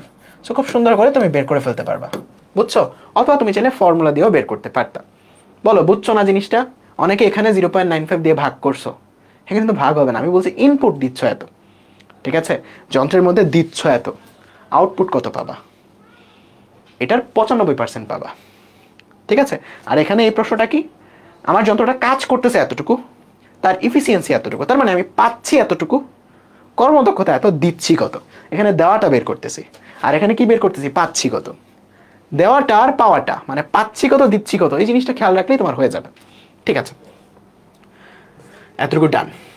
এতটুকু ডান হইলে আমাদের এখানে কিছু ডেফিনেশন আছে, ওকে? যে ডেফিনেশনটা আমাদের এখন একদম ক্লিয়ার যে কর্মদক্ষতা কাকে বলে। কর্মদক্ষতা বলতে কি বোঝায়? লব্য কার্যকর শক্তি অথবা ক্ষমতা ডিভাইডেড বাই মোট প্রদত্ত ক্ষমতার যে অনুপাত, সেই অনুপাতকেই বলে আমাদের কর্মদক্ষতা। বা একটা যন্ত্রের মধ্যে কতটুকু শক্তি দিচ্ছি বা ক্ষমতা দিচ্ছি, এর তুলনায় কতটুকু পাচ্ছি, তাদের অনুপাতকেই বলে কর্মদক্ষতা। তুমি ডেফিনেশনটা যেভাবেই গুছিয়ে লেখো নিজের ভাষায়, কোনো সমস্যা নেই। দেখো এখানে কি লেখছে, কোনো ব্যবস্থা বা যন্ত্র থেকে প্রাপ্ত মোট কার্যকর শক্তি বা ক্ষমতা এবং ব্যবস্থার যন্ত্রে প্রদত্ত মোট শক্তি বা ক্ষমতা, এদের অনুপাতকে বলে কর্মদক্ষতা। তুমি যেভাবেই বলো সমস্যা নেই, এটা আসলে আশা করি নিজের ভাষায় তুমি লিখতে পারবা, ঠিক আছে? নিজের ভাষায় লিখতে পারবা, কোনো সমস্যা নেই, ওকে? তারপর এখানে কি আছে? অনুধাবনমূলক প্রশ্ন, যে 1 কিলোওয়াট ক্ষমতা বলতে কি বোঝায়? 1 কিলোওয়াট বলতে কি বোঝায় বলো তো? 1000 ওয়াট, অর্থাৎ প্রতি সেকেন্ডে 1000 জুল কাজ করতেছে। এটাই তুমি জাস্ট বুঝায় লিখবা। অবশ্যই যেহেতু অনুধাবনমূলক প্রশ্ন, ফর্মুলা অবশ্যই লিখবা যে P = W/T, এগুলা যেন একটু লেখা থাকে, যেন খুব সুন্দর করে বোঝা যায় যে তুমি আসলে বুঝতেছো জিনিসটা কি, যে 1000 ওয়াট মানে 1 সেকেন্ডে 1000 জুল কাজ করছে, ঠিক আছে? ফর্মুলাটা একটু ভালো করে লিখবা, ওকে? তারপর ডেফিনেশন এখানে সবগুলো লেখা আছে যে ক্ষমতার বৈদ্যুতিক একক এবং যান্ত্রিক এককের তুলনা। নর্মাল বৈদ্যুতিক একক বা এসআই একক বলতে কি বোঝায়? এসআই একক বলতে বোঝায় ওয়াট বা জুল। বাট আমাদের যান্ত্রিক একক কি, এটা আমরা আগেই পড়ে আসছি। যান্ত্রিক একক কোনটা বলো তো, মনে আছে? যান্ত্রিক একক হচ্ছে তোমার কি, হর্স পাওয়ার বা অশ্ব ক্ষমতা। তাহলে তাদের মধ্যে সম্পর্ক কি, যে 1 হর্স পাওয়ার = 746 ওয়াট বা এত তোমার জুল পার সেকেন্ড। সো এটা জাস্ট সুন্দর করে একটু ব্যাখ্যা করবা, দ্যাটস ইট। আশা করি পারবা। কোনো ইঞ্জিনের দক্ষতা 50% বলতে কি বোঝায়? এটা 50% বলতে বোঝায় আমি যদি 100 একক কিছু দেই, তার 50% পাবো বা তার অর্ধেক পাওয়া যাব। মানে আমি ইনপুট যদি 100 দিই, আউটপুট পাবো 50, ঠিক আছে? জাস্ট এই জিনিসটা বানায় তুমি ব্যাখ্যা করবা সুন্দর করে। বাট সবচেয়ে বেশি ভালো হয় তুমি যদি একটা ফর্মুলাটা একটু লিখে দাও, যে কর্মদক্ষতা সমান আমি কতটুকু ইনপুট দিচ্ছি আর কতটুকু আউটপুট পাচ্ছি, ঠিক আছে? আমি দিচ্ছি কত, পাচ্ছি কত, এদের রেশিওটাকে বলা হয় হচ্ছে কর্মদক্ষতা। সো তুমি আশা করি এই যে অনুধাবনমূলক প্রশ্নগুলো আছে, এগুলো একদম পারবা। এখন দেখো এই যে কিছু বোর্ডে আসা প্রশ্ন, খুবই সুন্দর সুন্দর প্রশ্ন আসছে। রাজশাহী বোর্ড 24, ক্ষমতার মাত্রা কি? mL² T−3। তার মানে ডি নাম্বারটা আবার আমার আগে উত্তর করার চেষ্টা করো দেখি। একটা পাম্পের ক্ষমতা এত, কর্মদক্ষতা এত হলে পাম্পটির প্রকৃত ক্ষমতা কত, মানে অ্যাকচুয়ালি তুমি কতটুকু পাবা? দেখো কার্যকর ক্ষমতা তোমার কাছে দেয়া, তুমি কতটুকু দিচ্ছ এটা বলা নাই, কিন্তু কার্যকর ক্ষমতা মানে সে কাজ করতেছে 3 কিলোওয়াট। 3 কিলোওয়াট তুমি আউটপুটে পাচ্ছ, আউটপুটে 3 কিলোওয়াট পাচ্ছ। প্রকৃত ক্ষমতা কতটুকু তোমাকে দিতে হচ্ছে সেটাই বের করবা। তাহলে তুমি এখানে খুব সহজেই ইফিসিয়েন্সি ইকুয়াল লিখতে পারবা যে আমার আউটপুটে কতটুকু পাচ্ছি ডিভাইড বাই ইনপুট। তোমাকে ইনপুটটুকুই বের করতে হবে। তোমাকে কার্যকর ক্ষমতা বা আউটপুটে যেটা পাচ্ছ এটা তোমার কাছে বলে দিছে, সেটা হচ্ছে 3 কিলোওয়াট। এটা দিয়ে ভাগ করো, সেটা কত কর্মদক্ষতা 0.75, ভাগ করলে তোমার উত্তরটা চলে আসবে 4 কিলোওয়াট। রাইট? ওকে, আমার আগে পেয়ে গেছো। ক্ষমতার একক এটা তো বাচ্চাদের জিনিস, 1 কিলোওয়াট সমান 1 হর্স পাওয়ার সমান 746 ওয়াট। দেখো এটা খুবই সুন্দর একটা প্রশ্ন। জুল পার সেকেন্ড এটাও ক্ষমতার একক, ওয়াট এটাও ক্ষমতার একক, আর্চ পার সেকেন্ড এটাও ক্ষমতার একক। সো খুবই মজার একটা প্রশ্ন। তার মানে তিনটাই কিন্তু কারেক্ট এই জায়গাতে, তিনটাই কারেক্ট, তিনটাই কিন্তু কারেক্ট। পরেরটা এটা একদম বাচ্চাদের প্রশ্ন। কি বলছে? একটা ক্রেন এত কেজি ভর, এত কেজি ভর একটা ব্লককে এত বেগে টানতেছে। তার মানে এই ব্লকটার, একটু খেয়াল করো, এই ব্লকটা যেই ব্লকটাকে টানতেছে, যেই ব্লকটাকে টানতেছে, যেই ব্লকটাকে টানতেছে, যেই ব্লকটাকে টানতেছে, এই ব্লকটার ওজন কত? 100 × 9.8, তাই না? এটা হচ্ছে এই ব্লকটার ওজন, 100 × 9.8। তার মানে এটা যদি তার ওজন হয়, মানে এত নিউটন যদি বল হয়, আমরা ক্ষমতা সমান জানি বল ইন্টু বেগ। মনে আছে? একটু আগে দেখাইছি। তার মানে এখানে বলটা কত? 100 × 9.8, আর বেগটা কত? 0.1। তাহলে তোমার উত্তরটা কত? এখানে 100 × 9.8 হয়ে যাবে 98। 98কে তুমি যদি 0.1 দিয়ে গুণ করো 9.8, সরি, 100কে 9.8 দিয়ে গুণ করলে আসবে হচ্ছে 980। এটাকে 0.1 দিয়ে গুণ করলে আসবে 98 দশমিক, সরি 98 দশমিক, হ্যাঁ 98 আসা উচিত, 98 আসা উচিত। আমি আসলে মানে বারবার প্যাচ লাগাচ্ছি। সো এটাকে 9.8 দিয়ে গুণ করলে আসবে 980, এটাকে 0.1 দিয়ে গুণ করলে তার 10/1 মানে 98। ঠিক আছে, পরেরটা আমার আগে উত্তর করো। ক্ষমতার একক ওয়াট এবং অশ্ব ক্ষমতার একক কি? এটা বাচ্চাদের প্রশ্ন। 1 হর্স পাওয়ার সমান 746 ওয়াট। কোন বস্তুতে এত বল প্রয়োগ 2 সেকেন্ড যাবত ক্রিয়া করলে বস্তুর বেগ এত হয়, ক্ষমতা কত? দেখো বল দেওয়া, তারপর কি দেয়া বলো তো? তারপর এই জায়গাতে বেগ দেয়া, বেগের ভেক্টর সেটা দেয়া। ঠিক আছে, তাইলে বলো তো ক্ষমতা কি হবে? এটা তো বাচ্চাদের জিনিস। আমরা ক্ষমতা সমান জানি বল ডট ভি, তাই না? বল এবং বেগের যে ডট প্রোডাক্ট সেটা আমাকে দিচ্ছে ক্ষমতা, রাইট? সেটা আমাকে কি দিচ্ছে? ক্ষমতা। এখন তোমার দুইটা ভেক্টর রাশি দেয়া, খুব সহজে বের করে ফেলতে পারবা। 3 আর 1 গুণ করলে 3, তার মানে 3 প্লাস 2 আর 2 4, মাইনাস আছে আর এখানে 1 আছে, তার মানে -1। কত আসে বলো তো? 3 আর 4 7, 1 আর 6, তার মানে 6 ওয়াট। প্রথম কথা, এই দুটো অপশন তো হবেই না, কারণ ক্ষমতা কখনো ভেক্টর রাশি হয় না। মানে 6 ওয়াট বা 8 ওয়াট এই দুটাই উত্তর হবে। ঠিক আছে, ওকে, ভেরি নাইস। তারপর বলছে 2 সেকেন্ড যাবত কাজ করছে, কৃত কাজ কত? দেখো তোমার যদি ক্ষমতা হয় 6 ওয়াট, পি যদি হয় 6 ওয়াট এবং এটা 2 সেকেন্ড যাবত কাজ করছে, তার মানে তোমার কৃত কাজ কত? W = PT। তার মানে 12 জুল। এটা হচ্ছে তোমার কি বলতো? এটা হচ্ছে তোমার কৃত কাজ। তারপর কিলোওয়াট ঘন্টা কিসের একক? ভাই খুবই মজার প্রশ্ন, বারবার দিতে পারে। কিলোওয়াট আছে মানে এটা ক্ষমতার একক না, খেয়াল রাখবা। কিলোওয়াট আওয়ার এটা কাজের একক বা শক্তির একক, এটা শক্তির একক বা কাজের একক, রাইট? ওকে, ডান। পরেরটা এটা খুবই মজার একটা প্রশ্ন, যশোর বোর্ড 2016-তে আসছে। স্বাধীন একটি ব্যাগ সহ এত ওয়াট ক্ষমতা সম্পন্ন, এত ওয়াট ক্ষমতা সম্পন্ন, তার মানে এটা তোমার পি এর ভ্যালু দেওয়া, পি এর ভ্যালু দেওয়া। একটা লিফটে ভূমি থেকে এত বেগে উঠতেছে, ভূমি থেকে এত বেগে উঠতেছে, ব্যাগ সহ স্বাধীনের ওজন কত হবে? ব্যাগ সহ স্বাধীনের ওজন কত হবে? দেখো একটু খেয়াল করে দেখো, আমাদের এই জায়গাতে আমরা জানি যে P = F × V, তাই না? F ডট বি বা F × V যেটাই বলো না কেন, এখানে পিটা দেয়া আর ভিটা দেয়া। F এর ভ্যালুটা তুমি বের করো, F এর ভ্যালুটা তুমি বের করো। ঠিক আছে, F এর ভ্যালুটা তুমি বের করো। তাহলে F এর ভ্যালুটা কত আসবে বলো তো? তুমি এই জায়গাতে তুমি যদি 416.5, 416.5 এটাকে ভাগ করো হচ্ছে 0.5 দিয়ে, কত পাচ্ছ বলো তো? তোমার এই জায়গাতে পাচ্ছ 833। এখন এটা বলো নিউটন নাকি অন্য কিছু? বলো কি এককে পাইছো, নিউটন নাকি অন্য কিছু? কেজি ওয়েট এককে পাইছো? না, ভুল করেও এটা দাগাবা না। তুমি কি নিউটন এককে পাইছো নাকি কেজি ওয়েট এককে পাইছো? ভাই ক্ষমতাটা এসআই এককে দেওয়া, ওয়াট। বেগটা এসআই এককে দেওয়া, তার মানে বলের একক তুমি এসআই এককে পাবা না, এসআই এককে পাবা। তার মানে তুমি কি এককে পাইছো? নিউটন এককে পাইছো, বাট তোমার অপশনটা কেজি ওয়েট এককে। তার মানে আমরা কেজি ওয়েটকে 9.8 দিয়ে গুণ করলে নিউটন পাই, তাইলে এটাকে 9.8 দিয়ে ভাগ করলেই পাবো কেজি ওয়েট। ঠিক আছে, সো এটাকে তুমি ভাগ করবা 9.8 দিয়ে, তোমার উত্তর আসবে 85 কেজি ওয়েট। বলো বুঝছো? ম্যাথটা কিন্তু খুবই ইন্টারেস্টিং, অনেক মানুষ ভুল করার চান্স আছে এই ম্যাথে।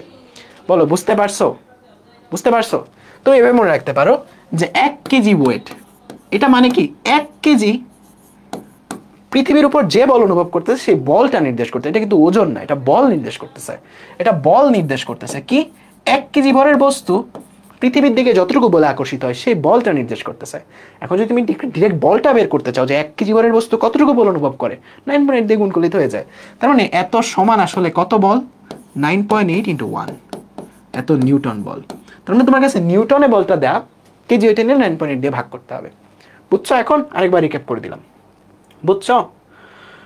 বলো এতক্ষণ পর্যন্ত যা যা পড়াইলাম একদম ক্লিয়ার কিনা? এতক্ষণ পর্যন্ত যা যা পড়াইলাম একদম ক্লিয়ার কিনা? এন্ড আমাদের ক্লাসটা একটু বড় হবে, 12টার 15-20 বাজতে পারে, একটু কোঅপারেট করো। হ্যাঁ, একটু কোঅপারেট করো সবাই প্লিজ, কারণ আমরা 2টা ক্লাসে শেষ করতেছি, আমাদের প্রত্যেকটা টাইপ খুব সুন্দর করে শেষ করতে হবে। হ্যাঁ, সো তুমি একটু কোঅপারেট করো আমার সাথে। সো আমরা খুবই মজার মজার কিছু ম্যাথ দেখবো এই জায়গাতে ভারকেন্দ্রের স্মরণে। বলো যতটুকু পড়ছো একদম ক্লিয়ার কিনা? বলো হ্যাঁ, যতটুকু পড়ছো একদম ক্লিয়ার কিনা সবাই? একদম ক্লিয়ার সবাই যারা লাইভে আছো? ক্লিয়ার? অ্যান্ড ভালো লাগতেছে তো ক্লাসটা? বোরিং লাগতেছে না তো? যদি বোরিং লাগে তাহলে বলো, বোরিং লাগলে তাহলে বলো, তোমাদের জোক শুনেই না, জোক শোনানোর দরকার নেই, ক্লাসই করি। ঠিক আছে, ওকে। এখন আমরা ভরকেন্দ্রের স্মরণ সম্পর্কে পড়বো। দেখো খুবই মজার একটা টপিক, খুবই মজার একটা টপিক, মনোযোগ দাও, মনোযোগ দাও। মনে করো এখানে একটা বস্তু আছে, এখানে একটা বস্তু আছে, এখানে একটা বস্তু আছে। আমরা কুয়ার ম্যাথগুলা করেই আজকে শেষ করব, কুয়ার ম্যাথগুলা করেই আজকে শেষ করব, এটা হচ্ছে টার্গেট। কুয়ার ম্যাথগুলা করেই আমরা শেষ করব। যখন মনে করবো যে সবাই কুয়ার ম্যাথ সব পারতেছি, তখনই ক্লাস শেষ। ঠিক আছে, সো এখানে মনে করো একটা বস্তু আমি উপরের দিকে নিচ্ছি, এখান থেকে আমি বস্তুটাকে এই জায়গাতে নিব। খেয়াল করো, এখান থেকে একটা বস্তুকে আমি এই জায়গাতে নিব। আমি কতটুকু কাজ করব? দেখো একটা জিনিস, এই বস্তুটার উপর বস্তুটার ভর যদি হয় m, বস্তুটার ভর যদি হয় m, নিচের দিকে বল কত লাগবে? mg পরিমাণ বল লাগবে। এখন আমি যে বস্তুটাকে এই জায়গাতে নিব, আমি যে তাকে h পরিমাণ উঠাইতে চাই, আমি যে তাকে h পরিমাণ উঠাইতে চাই, h পরিমাণ সরণ ঘটাইতে চাই, আমি তো উঠাইতে চাচ্ছি, তার মানে আমার একটা বল প্রয়োগ করা লাগবে। তার মানে আমি একটা বল উপরের দিকে প্রয়োগ করা লাগবে, নাহলে তো বস্তুটা জীবনে উপরে যাবে না। তার উপর একটা বল আছে নিচের দিকে না, mg। আমি যদি উপরের দিকে বল প্রয়োগ না করি, উপরে যাবে জীবনে? জীবনেও যাবে না। তার মানে আমি উপরের দিকে বল প্রয়োগ করলেই সে উপরে যাবে।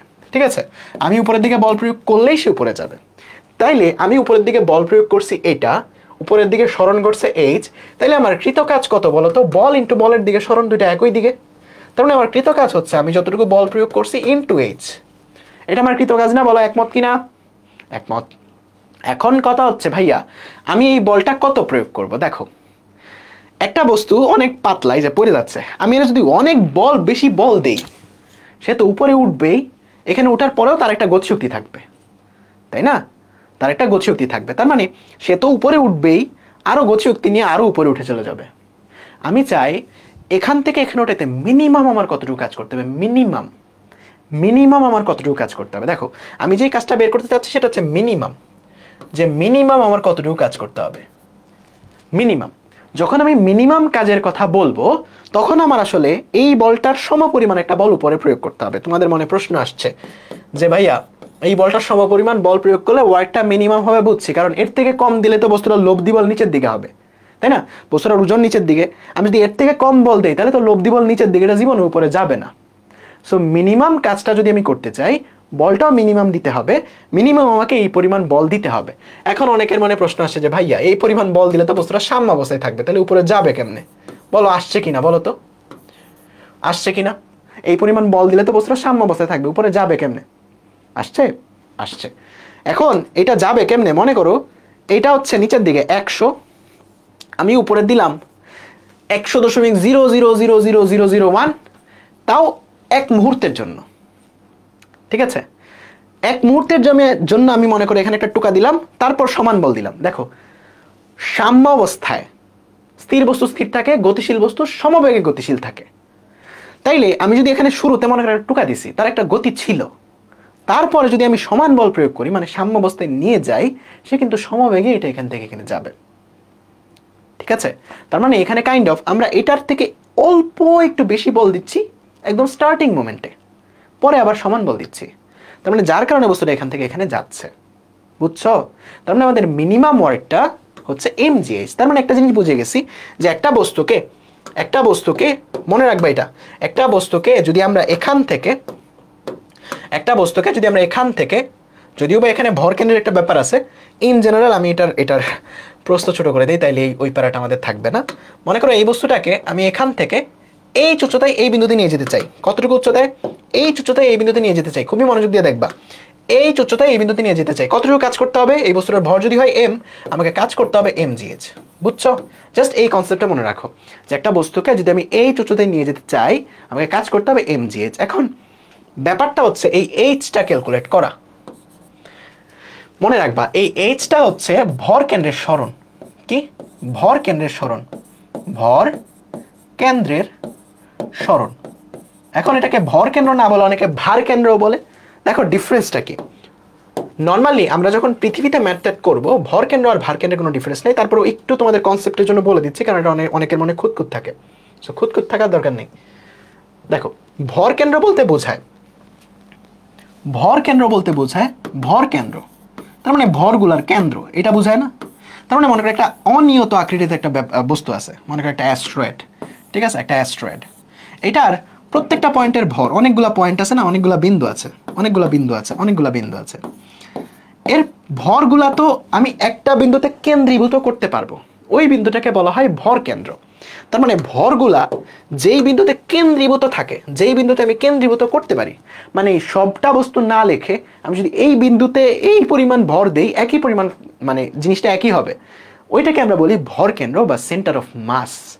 ওকে, এটাকে বলি আমরা ভর কেন্দ্র বা সেন্টার অফ মাস বা সিওএম, যেটাই বলো না কেন। আর ভার কেন্দ্র বলতে বোঝায় ওজনগুলা যেই বিন্দুতে কাজ করতেছে। দেখো এগুলার ম্যাথটা আমাদের লাগবে না। মনে করো এই বিন্দুতে ওজন, এই বিন্দুর ভর এইদিকে, ওজন এইদিকে কাজ করতেছে, এই বিন্দুর ওজন এইদিকে কাজ করতেছে, এই বিন্দুর ওজন এইদিকে কাজ করতেছে, এই বিন্দুর ওজন এইদিকে কাজ করতেছে, এই বিন্দুর ওজন এইদিকে কাজ করতেছে। এই সবগুলার লব্ধি ওজনটা যেই বিন্দুতে কাজ করতেছে বা লব্ধি বলটা যেই বিন্দুতে কাজ করতেছে, এটাকে বলা হয় তার ভার কেন্দ্র। এটাকে কি বলা হয়? তার ভার কেন্দ্র বা সেন্টার অফ ওয়েট। ঠিক আছে, এটাকে বলা হয় সেন্টার অফ ওয়েট বা ভার কেন্দ্র, যেটাই বলো না কেন। ওকে, এখন আমাদের নর্মাল অবস্থায় যেখানে জিটা কনস্ট্যান্ট, যদি জিটা কনস্ট্যান্ট হয়, আমাদের নর্মাল পৃথিবীতে জিটা ধ্রুবক না? জিটা যদি প্রত্যেকটা পয়েন্টে ধ্রুবক হয়, এই যে এই ভার কেন্দ্রের প্রত্যেকটা পয়েন্টে ধ্রুবক হয়, যখন ভার কেন্দ্র ক্যালকুলেট করতেছি, তখন আসলে ভর কেন্দ্র আর ভার কেন্দ্র সেম। তার মানে আমাদের জন্য ভর কেন্দ্র ভার কেন্দ্র সেম। ঠিক আছে, যেহেতু পৃথিবীতে জিটা সেম, ভর কেন্দ্র ভার কেন্দ্র সেম, মানে তুমি যেটাই বলো ভুল নাই। তার মানে আমাদের জন্য ভর কেন্দ্র ভার কেন্দ্র সেম। এখন এই ভর কেন্দ্র ভার কেন্দ্র আমরা কোথায় বলবো যে ভর কেন্দ্র ভার কেন্দ্র কোথায় থাকে? সো মনে রাখবা যে কোনো বস্তুর ভর কেন্দ্র থাকে একদম সেন্টারে বা ভার কেন্দ্র থাকে একদম সেন্টারে। তার মানে এটা যদি h উচ্চতায় হয় এবং এই দিকের দৈর্ঘ্যটা যদি l হয়, তাইলে এই বস্তুটার জন্য ভার কেন্দ্র কোথায় থাকবে বা ভর কেন্দ্র কোথায় থাকবে? এই বস্তুটার জন্য ভর কেন্দ্র থাকবে একদম তার মিডিলে, একদম এই বিন্দুটাতে তার ভর কেন্দ্র থাকবে। তার মানে এখান থেকে তার ডিস্টেন্স কত বলতো? এখান থেকে ভর কেন্দ্রের ডিস্টেন্স হচ্ছে l/2, উপর থেকে ডিস্টেন্স কততে বলতো? h/2। তার মানে একদম মধ্যে থাকে হচ্ছে ভর কেন্দ্র বা ভার কেন্দ্র। ঠিক আছে, আরেকবার বলবো, এই ভর কেন্দ্র যে কেন মধ্যে থাকে এটার প্রমাণ আমরা দিচ্ছি না, কারণ এটার প্রমাণ করলে ইন্টিগ্রেশন দিয়ে প্রমাণ করতে হবে। আপাতত শুধু মেনে নেওয়া ছাড়া কোনো কাজ নেই, কারণ প্রমাণ করতে গেলে, ইন্টিগ্রেশন করতে গেলে অনেক বড় হয়ে যাবে। জাস্ট মেনে নাও যে একটা বস্তুর ভর কেন্দ্র বলতে বোঝায় যে তার পুরোটা ভরকে আমরা যেই বিন্দুতে কেন্দ্রীভূত করতে পারি। দেখো ম্যাথমেটিক্যালি আমি এই বস্তুটাকে একটা বল প্রয়োগ করলে যতটুকু কাজ করবে, এই বিন্দুতে যদি সেম পরিমাণ ভর দেই, সমান পরিমাণ সরণ ঘটায়, একই পরিমাণ কাজ হবে। মানে ব্যাপারটা সিমিলার, কাইন্ড অফ তুল্য রোধ তোমরা পড়ছো না, ওই রকম যে 10-12টা রোধের পরিবর্তে আমি একটা রোধ বসালেও সেম কাজ করে। ভার কেন্দ্র ভর কেন্দ্রের কনসেপ্টটাও সেম। ভর কেন্দ্র হচ্ছে যে আমি পুরোটা ভর এরকম আকৃতি না রেখে আমি একটা বিন্দু ভর নিব, এই বিন্দুতে একটা বিন্দুর মধ্যে সবটা ভর দিয়ে দিব, একই কাজ করবে। ঠিক আছে, ওই বিন্দুটাকে বলি আমরা ভর কেন্দ্র বা ভার কেন্দ্র। এটা কই থাকে? বস্তুর মধ্যে, একদম মিডিলে, একদম সেন্টারে। ঠিক আছে, মনে থাকবে এখন? তার মানে কোনো একটা বস্তু যদি আমাদের দেয়া থাকে তার ভর কেন্দ্র কই আছে এটা আমরা খুব সহজে বলে দিতে পারবো। কিন্তু এখন যদি বলো ভাইয়া যে একটা ট্রাপিজিয়ামের ভর কেন্দ্র কোথায়, আমাদের লাগবে না, দরকার নেই। জাস্ট একটা চতুর্ভুজ আয়তক্ষেত্রটা মনে রাখো যে জাস্ট একদম মিডিলে হচ্ছে ভর কেন্দ্র, জাস্ট একদম মিডিলে ভর কেন্দ্র, এতটুকু মনে রাখলে আমাদের জন্য এনাফ। আর আমরা যে এমজিএইচ ক্যালকুলেট করতেছি, এমজিএইচ ক্যালকুলেট করতেছি, এই এইচটা হচ্ছে ভর কেন্দ্র বা ভার কেন্দ্রের সরণ, ভর কেন্দ্র বা ভার কেন্দ্রের সরণ, ঠিক আছে? এটা কিন্তু পুরাটা সরণ না। মনে করো এই বস্তুটাকে আমি উপরে নিয়ে গেলাম, আমি কিন্তু এই মাথা থেকে ওই মাথার দূরত্ব ক্যালকুলেট করব না, সরণটা ক্যালকুলেট করব ভর কেন্দ্র কতটুকু দূরে গেছে, ঠিক আছে? ভর কেন্দ্র কতটুকু উঠাইছি, ঠিক আছে? ওকে, তাইলে একটা জিনিস দেখো, একটা জিনিস দেখো, আমাদের এই জায়গাতে কয়েকটা কনসেপ্ট আমরা পড়বো। একটা হচ্ছে মই সোজা করা, ইট সোজা করা, এগুলা। মনে করো এখানে একটা মই আছে, ঠিক আছে? একটা মই, এটার উচ্চতা মনে করো নাই বলতে গেলে, মনে করো একটা জাস্ট একটা রড, একটা রড আছে, হ্যাঁ? এটার প্রস্থ বা কিছু নাই মনে করো, জাস্ট দৈর্ঘ্য, জাস্ট দৈর্ঘ্য, জাস্ট দৈর্ঘ্য এই বস্তুটার, হ্যাঁ? এখন এই বস্তুটার ভর হচ্ছে এম। আমি বললাম এই বস্তুটাকে আমি সোজা করব, এই বস্তুটাকে আমি সোজা করব, কতটুকু কাজ করতে হবে দেখো, খেয়াল করো। এই বস্তুটাকে আমি এখন কি করব, এই বস্তুটাকে আমি এখন সোজা করব, এই বস্তুটাকে আমি এখন করব হচ্ছে সোজা। দেখো এই বস্তুটাকে আমি এখন সোজা করব, কই গেল,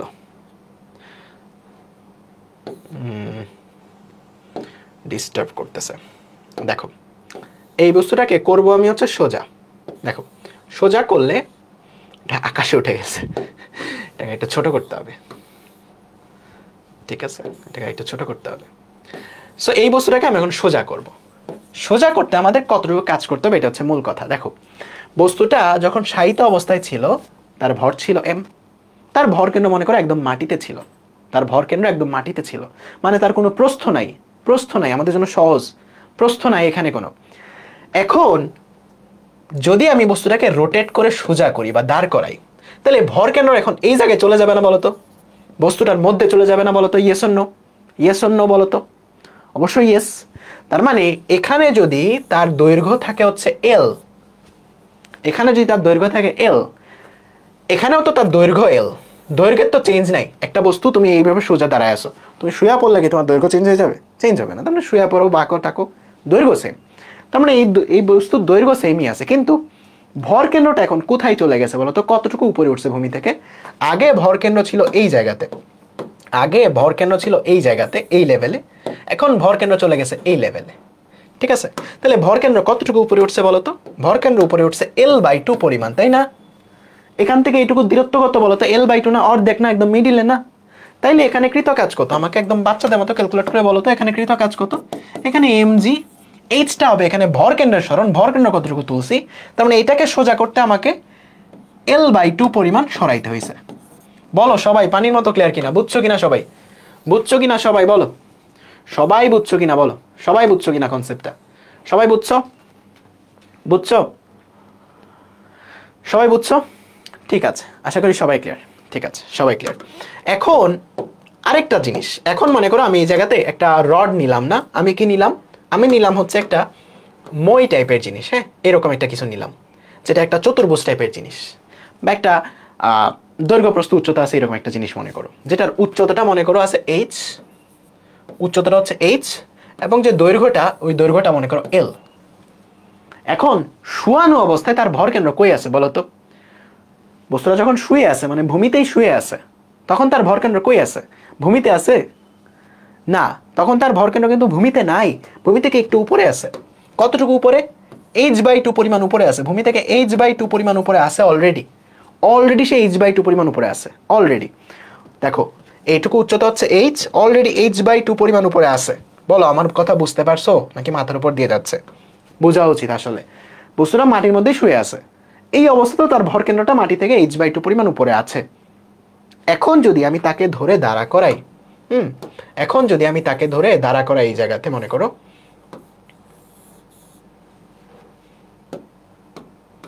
এখন যদি আমি তাকে ধরে এখানে দাঁড়া করাই, দেখো জাস্ট কিছুই না, সিম্পলি আমি এখানে ধরে দাঁড়া করাইলাম, এটা ছোট করে নিই, জাস্ট সিম্পলি আমি এই বস্তুটাকে দাঁড়া করাইলাম এখানে, ওকে? ঠিক আছে, সো এই বস্তুটাকে যদি আমি দাঁড়া করাই তাইলে বলো তো আমার ভর কেন্দ্রটা এখন কই উঠে গেছে?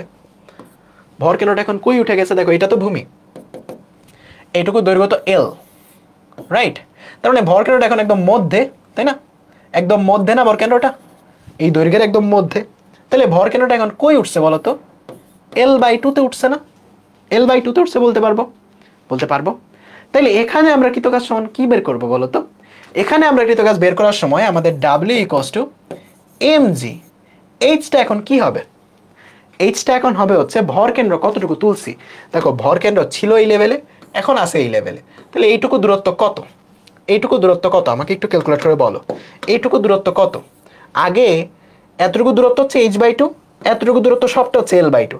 তার মানে L/2 থেকে h/2 বিয়োগ করলেই হয়ে যাচ্ছে না? হয়ে যাচ্ছে। তার মানে ব্যাপারটা হচ্ছে এইরকম যে তোমার ভর কেন্দ্রের শেষ অবস্থান মাইনাস ভর কেন্দ্রের আদি অবস্থান, ভূমি থেকে শেষ অবস্থান আর আদি অবস্থান এদের বিয়োগ করলে তুমি ভর কেন্দ্রের সরণটুকু পেয়ে যাচ্ছ। বলো সবাই ক্লিয়ার? সবাই বুঝতে পারছো এই জিনিসটা? বলো তো আমাকে, সবাই ক্লিয়ার কিনা? বলো বলো বলো, তাড়াতাড়ি বলো সবাই ক্লিয়ার কিনা এই কনসেপ্টটা? সবাই ক্লিয়ার? সবাই ক্লিয়ার, ঠিক আছে। সবাই যদি ক্লিয়ার হও, পরবর্তী কনসেপ্টে আসো, যে আমি একটা ইট সোজা করব। ইটের ইট সোজা করার কনসেপ্টটা আসলে এরকমই, মানে ইট সোজা করার কনসেপ্টটা আসলে এইটা, মানে একই কনসেপ্ট, একই কনসেপ্ট। মনে করো এখানে একটা ইট আছে, এটা কি বলতো? এটা একটা ইট যেটার দৈর্ঘ্য আছে, প্রস্থ আছে, উচ্চতা আছে। এটা প্রস্থ, এটা উচ্চতা, মানে একটা 3D ইট। হ্যাঁ, একটা 3D ইট। এটা হচ্ছে তার উচ্চতা, এটা হচ্ছে তার উচ্চতা, এটা হচ্ছে তার দৈর্ঘ্য, এটা হচ্ছে তার দৈর্ঘ্য। তাইলে এখন ভর কেন্দ্র কোথায় আছে? যখন ভূমিতে শুয়ে আছে, এটা তার মনে করো প্রস্থ বি।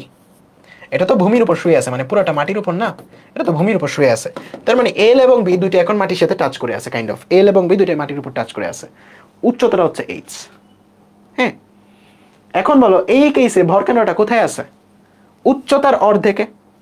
উচ্চতা যদি এইচ হয়, উচ্চতার অর্ধেকে ভর কেন্দ্রটা আছে, h/2 তে ভর কেন্দ্রটা আছে। এই ইটটা আমি যদি এখন দাঁড়া করাই, মানে তোমার প্রস্থ এখানে তো কোনো কাজে দেয় না, এটা আমরা এটা মুছে দেই, এটা আরো তোমাদের কনফিউজ করবে। এই ইটটা যদি এখন আমরা দাঁড়া করাই, মানে জাস্ট সোজা করি, তাইলে তার ইটটার ভর কেন্দ্র কই চলে যাবে? দেখো আমরা জাস্ট ধরে দাঁড়া করাচ্ছি, ধরে দাঁড়া করাচ্ছি, ধরে দাঁড়া করাচ্ছি, ধরে দাঁড়া করাচ্ছি। এটাকে ধরে যদি দাঁড়া করাই, তার ভর কেন্দ্রটা চলে যাবে হচ্ছে এইটুকু দৈর্ঘ্য হচ্ছে L/2 তে চলে যাবে, রাইট? L/2 তে চলে গেল। তাইলে আমার সরণ কতটুকু হইলো এটা খেয়াল করো। আমাদের সরণটুকু ক্যালকুলেট করা লাগবে, যে আগে ছিল এই জায়গাতে, এখন ছিল এই জায়গাতে। সে কি এখন বলবে আগেই ভালো ছিলাম? না, সে বলবে যে আমার সরণ হয়েছিল এতটুকু। তার মানে এতটুকু পুরাটা হচ্ছে L/2, এখানে হচ্ছে h/2। তার মানে আমার সরণ কতটুকু হচ্ছে বলো তো? L/2 - h/2। তার মানে W = mg। তুমি আগেরটাই লিখতে পারবে L/2 - h/2। তার মানে একটা ইটকে শায়িত অবস্থা থেকে শুরু করতে, মানে সোজা করতে কতটুকু কাজ করতে হবে? ইটের দৈর্ঘ্য /2 মাইনাস ইটের উচ্চতা /2। ঠিক আছে, এটাকে আমরা এইভাবে বলতে পারবো যে ইটটুকুর দৈর্ঘ্য /2, যদি দৈর্ঘ্য বরাবর শায়িত থাকে এবং দৈর্ঘ্য বরাবর দাঁড় করানো থাকে, মানে দৈর্ঘ্য বরাবর সোজা করছো, দৈর্ঘ্য /2 মাইনাস উচ্চতা /2। মানে ইটটা শায়িত অবস্থায় তার উচ্চতা কত, সেই উচ্চতা /2।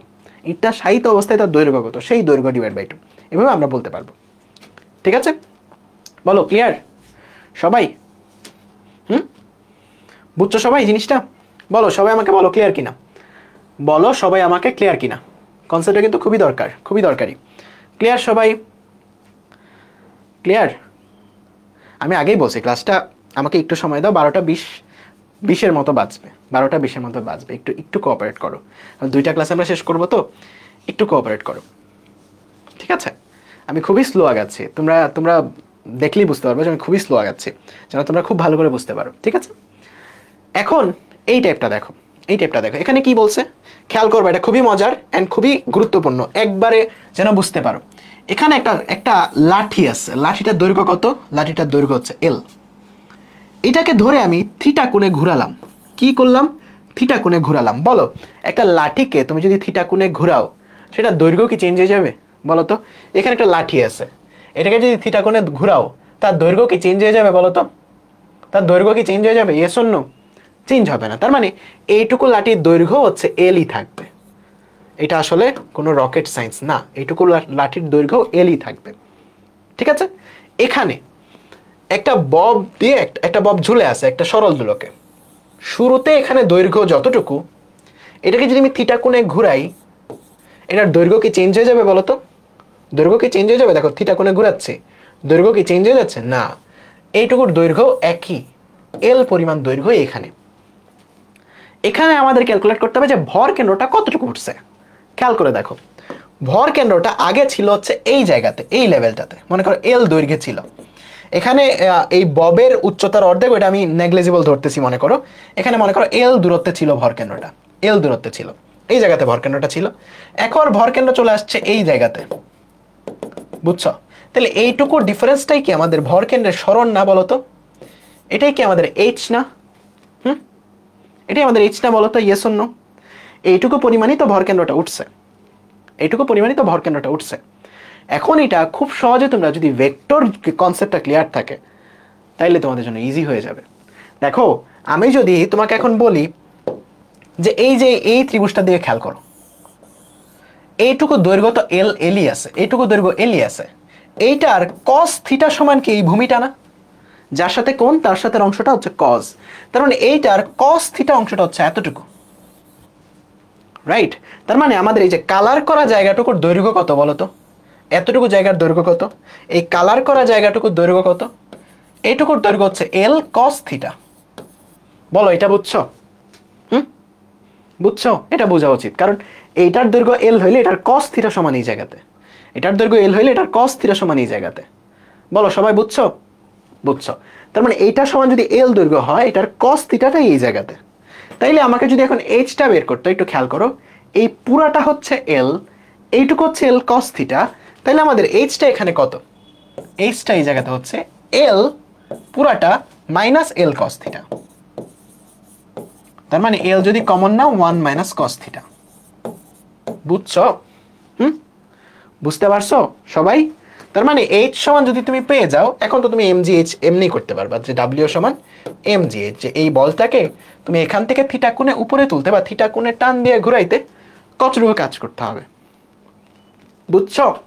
বলো তো এইচটা কোনটা? এইচটা হচ্ছে এইটা। বলো বুঝতে পারছো? বুঝতে পারছো? কেউ কমেন্টে কান্নাকাটি শুরু করো না ক্লাস শেষ করার জন্য, আমি আসলেই 12টা বিষয় তোমাদের ছেড়ে দিব, প্রমিস, প্রমিস 12টা বিষয় তোমাদের ছেড়ে দিব, আর কেউ কিছু বললো না। হ্যাঁ প্লিজ ক্লাসটা করো, আর যাদের খুবই ঘুম পাইছে তোমরা ঘুমায় যাও, ঠিক আছে? বলো এটা বুঝছো সবাই? এটা বুঝছো? এটা বুঝছো সবাই? এটা বুঝছো সবাই? বলো তো। একজন বলছে ভাই একটা জোক শোনানি, যে তোমার নাম ফেসকো স্ট্রিভ, এটাই তো একটা জোক, তোমার নামটাই তো একটা জোক। ঠিক আছে, বলো বুঝছো এটা? সবাই বলো এটা বুঝছো কিনা। আশা করি সবাই ক্লিয়ার। আমি আরেকবার রিক্যাপ করি, দেখো খেয়াল করো। একটা বস্তু আছে, যে বস্তুটার দৈর্ঘ্য হচ্ছে এল, দেখো এই যে রিমোটটার দৈর্ঘ্য এল, তার মানে এই পুরাটার দৈর্ঘ্য এল। এটাকে যদি আমি থিটা কোণে ঘুরাই, এটার দৈর্ঘ্য কি চেঞ্জ হয়ে যাবে? না, এটা তো এটার দৈর্ঘ্যই থাকবে, তার মানে এই দৈর্ঘ্যটুকু এল। বাট চেঞ্জ হয়েছে কি, এইটার যদি কজ অংশ নাও, মানে এইটার যদি ভূমিটা বের করো এই ত্রিভুজটার, তাইলে তুমি এটার ভূমিটার দৈর্ঘ্য পেয়ে যাবে হচ্ছে এল cos থিটা। তুমি যদি হচ্ছে উপাংশর জিনিসটা না বুঝো, যে এই এল এর এই দিকের উপাংশটা হচ্ছে এল cos থিটা, এতটুকু দৈর্ঘ্য হচ্ছে এল cos থিটা, এটা যদি না বুঝো, নর্মালি ত্রিভুজ দিয়ে অ্যাপ্লাই করো। কজ মানে হচ্ছে কি ভূমি বাই অতিভুজ, সো অতিভুজের দৈর্ঘ্যটুকু যদি হয় এল, তাহলে ভূমির দৈর্ঘ্য হবে হচ্ছে এল cos থিটা, এমনি বের করতে পারবা। সো তোমার এই এইচ বা ভর কেন্দ্র কতটুকু উপরে উঠছে, আগে ছিল এখানে এখন উঠছে এখানে, এটা তুমি খুব ইজিলি বের করতে পারবা, যে টোটাল এল মাইনাস এতটুকু দৈর্ঘ্য এল cos থিটা। ওকে, এখন একদম ক্লিয়ার? ঠিক আছে। বাট এটা তো ছিল সরল দোলকের জন্য। এখন মনে করো একটা স্কেল এখানে ঝুলে রাখলাম, স্কেল বা কিছু একটা, স্কেল বা কিছু একটা এই জায়গাতে ঝুলায় রাখলাম, এই যে রিমোটটা এখানে ঝুলায় রাখলাম। এই সরল দোলকের জন্য তার ভর কেন্দ্র ছিল এই জায়গাতে একদম নিচে, বাট এই স্কেলটার জন্য ভর কেন্দ্র কি একদম নিচে হবে? না, স্কেলটার জন্য ভর কেন্দ্র হবে এই জায়গাতে, দৈর্ঘ্যের অর্ধেক উচ্চতায়। বুঝছো?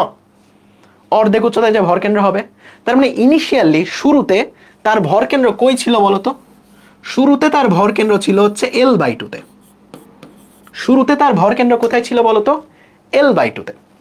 সো আমরা যদি এইটাকে থিটা কোণে ঘুরাই, এর দৈর্ঘ্য তো চেঞ্জ হচ্ছে না, দৈর্ঘ্য তো এলই আছে, তার মানে এখানেও যে ভর কেন্দ্র সেটাও L/2 তেই হবে, মানে L/2 পরিমাণ দূরত্বেই হবে। এখানে যে ভর কেন্দ্রটা সেটাও L/2 পরিমাণ দূরত্বই হবে, কারণ একদম মিডিলে। এখন এই জায়গাতে তুমি ঠিক আগেরটার মতো এইটুকু উচ্চতা বের করো, এইটুকু উচ্চতা বের করো, যে আগে ছিল এই জায়গাতে, এখন হচ্ছে তো এই জায়গাতে, এইটুকু হচ্ছে তোমার H, এইটুকু তুমি বের করো। ঠিক আগের মতোই উত্তর আসবে, বাট এখানে একটা L/2 আসবে। এটা তোমরা নিজেরা একটু বাসায় ট্রাই করবা, যে এখানে Hটা আসবে হচ্ছে L/2 মাইনাস L/2 এর cos থিটা, L/2 এর cos থিটা। তার মানে Hটা এখানে আসবে হচ্ছে হাফ ইন্টু বা L/2 into 1 minus cos theta, ঠিক আগেরটার মতোই, বাট আগেরটাই L দৈর্ঘ্যে ছিল ভর কেন্দ্র, এখন এটাই L/2 দৈর্ঘ্যে ভর কেন্দ্র। ঠিক আছে, বলো তো বুঝতে পারছো কিনা? হ্যাঁ, একজন বলছে ভাইয়া বউ অপেক্ষা করতেছে, ছুটি দেন। এই ভন্ডের ভন্ড, বলো বুঝতে পারছো? ঠিক আছে, বলো বলো সবাই ক্লিয়ার কিনা, সবাই ক্লিয়ার কিনা আমাকে বলো। এই দুইটা কনসেপ্ট সবার ক্লিয়ার কিনা? একটা করে সি লিখো, সবাই একটা করে সি লিখো। সবাই একটা করে সি লিখো, না আর বিরতি দিব না, একবারে আমরা শেষ করে দিব। সবাই একটা করে সি লিখো, যদি ক্লিয়ার হয় সবাই একটা করে সি লিখো। দেখো আজকের ক্লাস তোমরা না করলে তোমাদেরই লস, পরের ক্লাস বড় হবে, মানে না পড়ে তো যাইতে পারবা না, তাই না?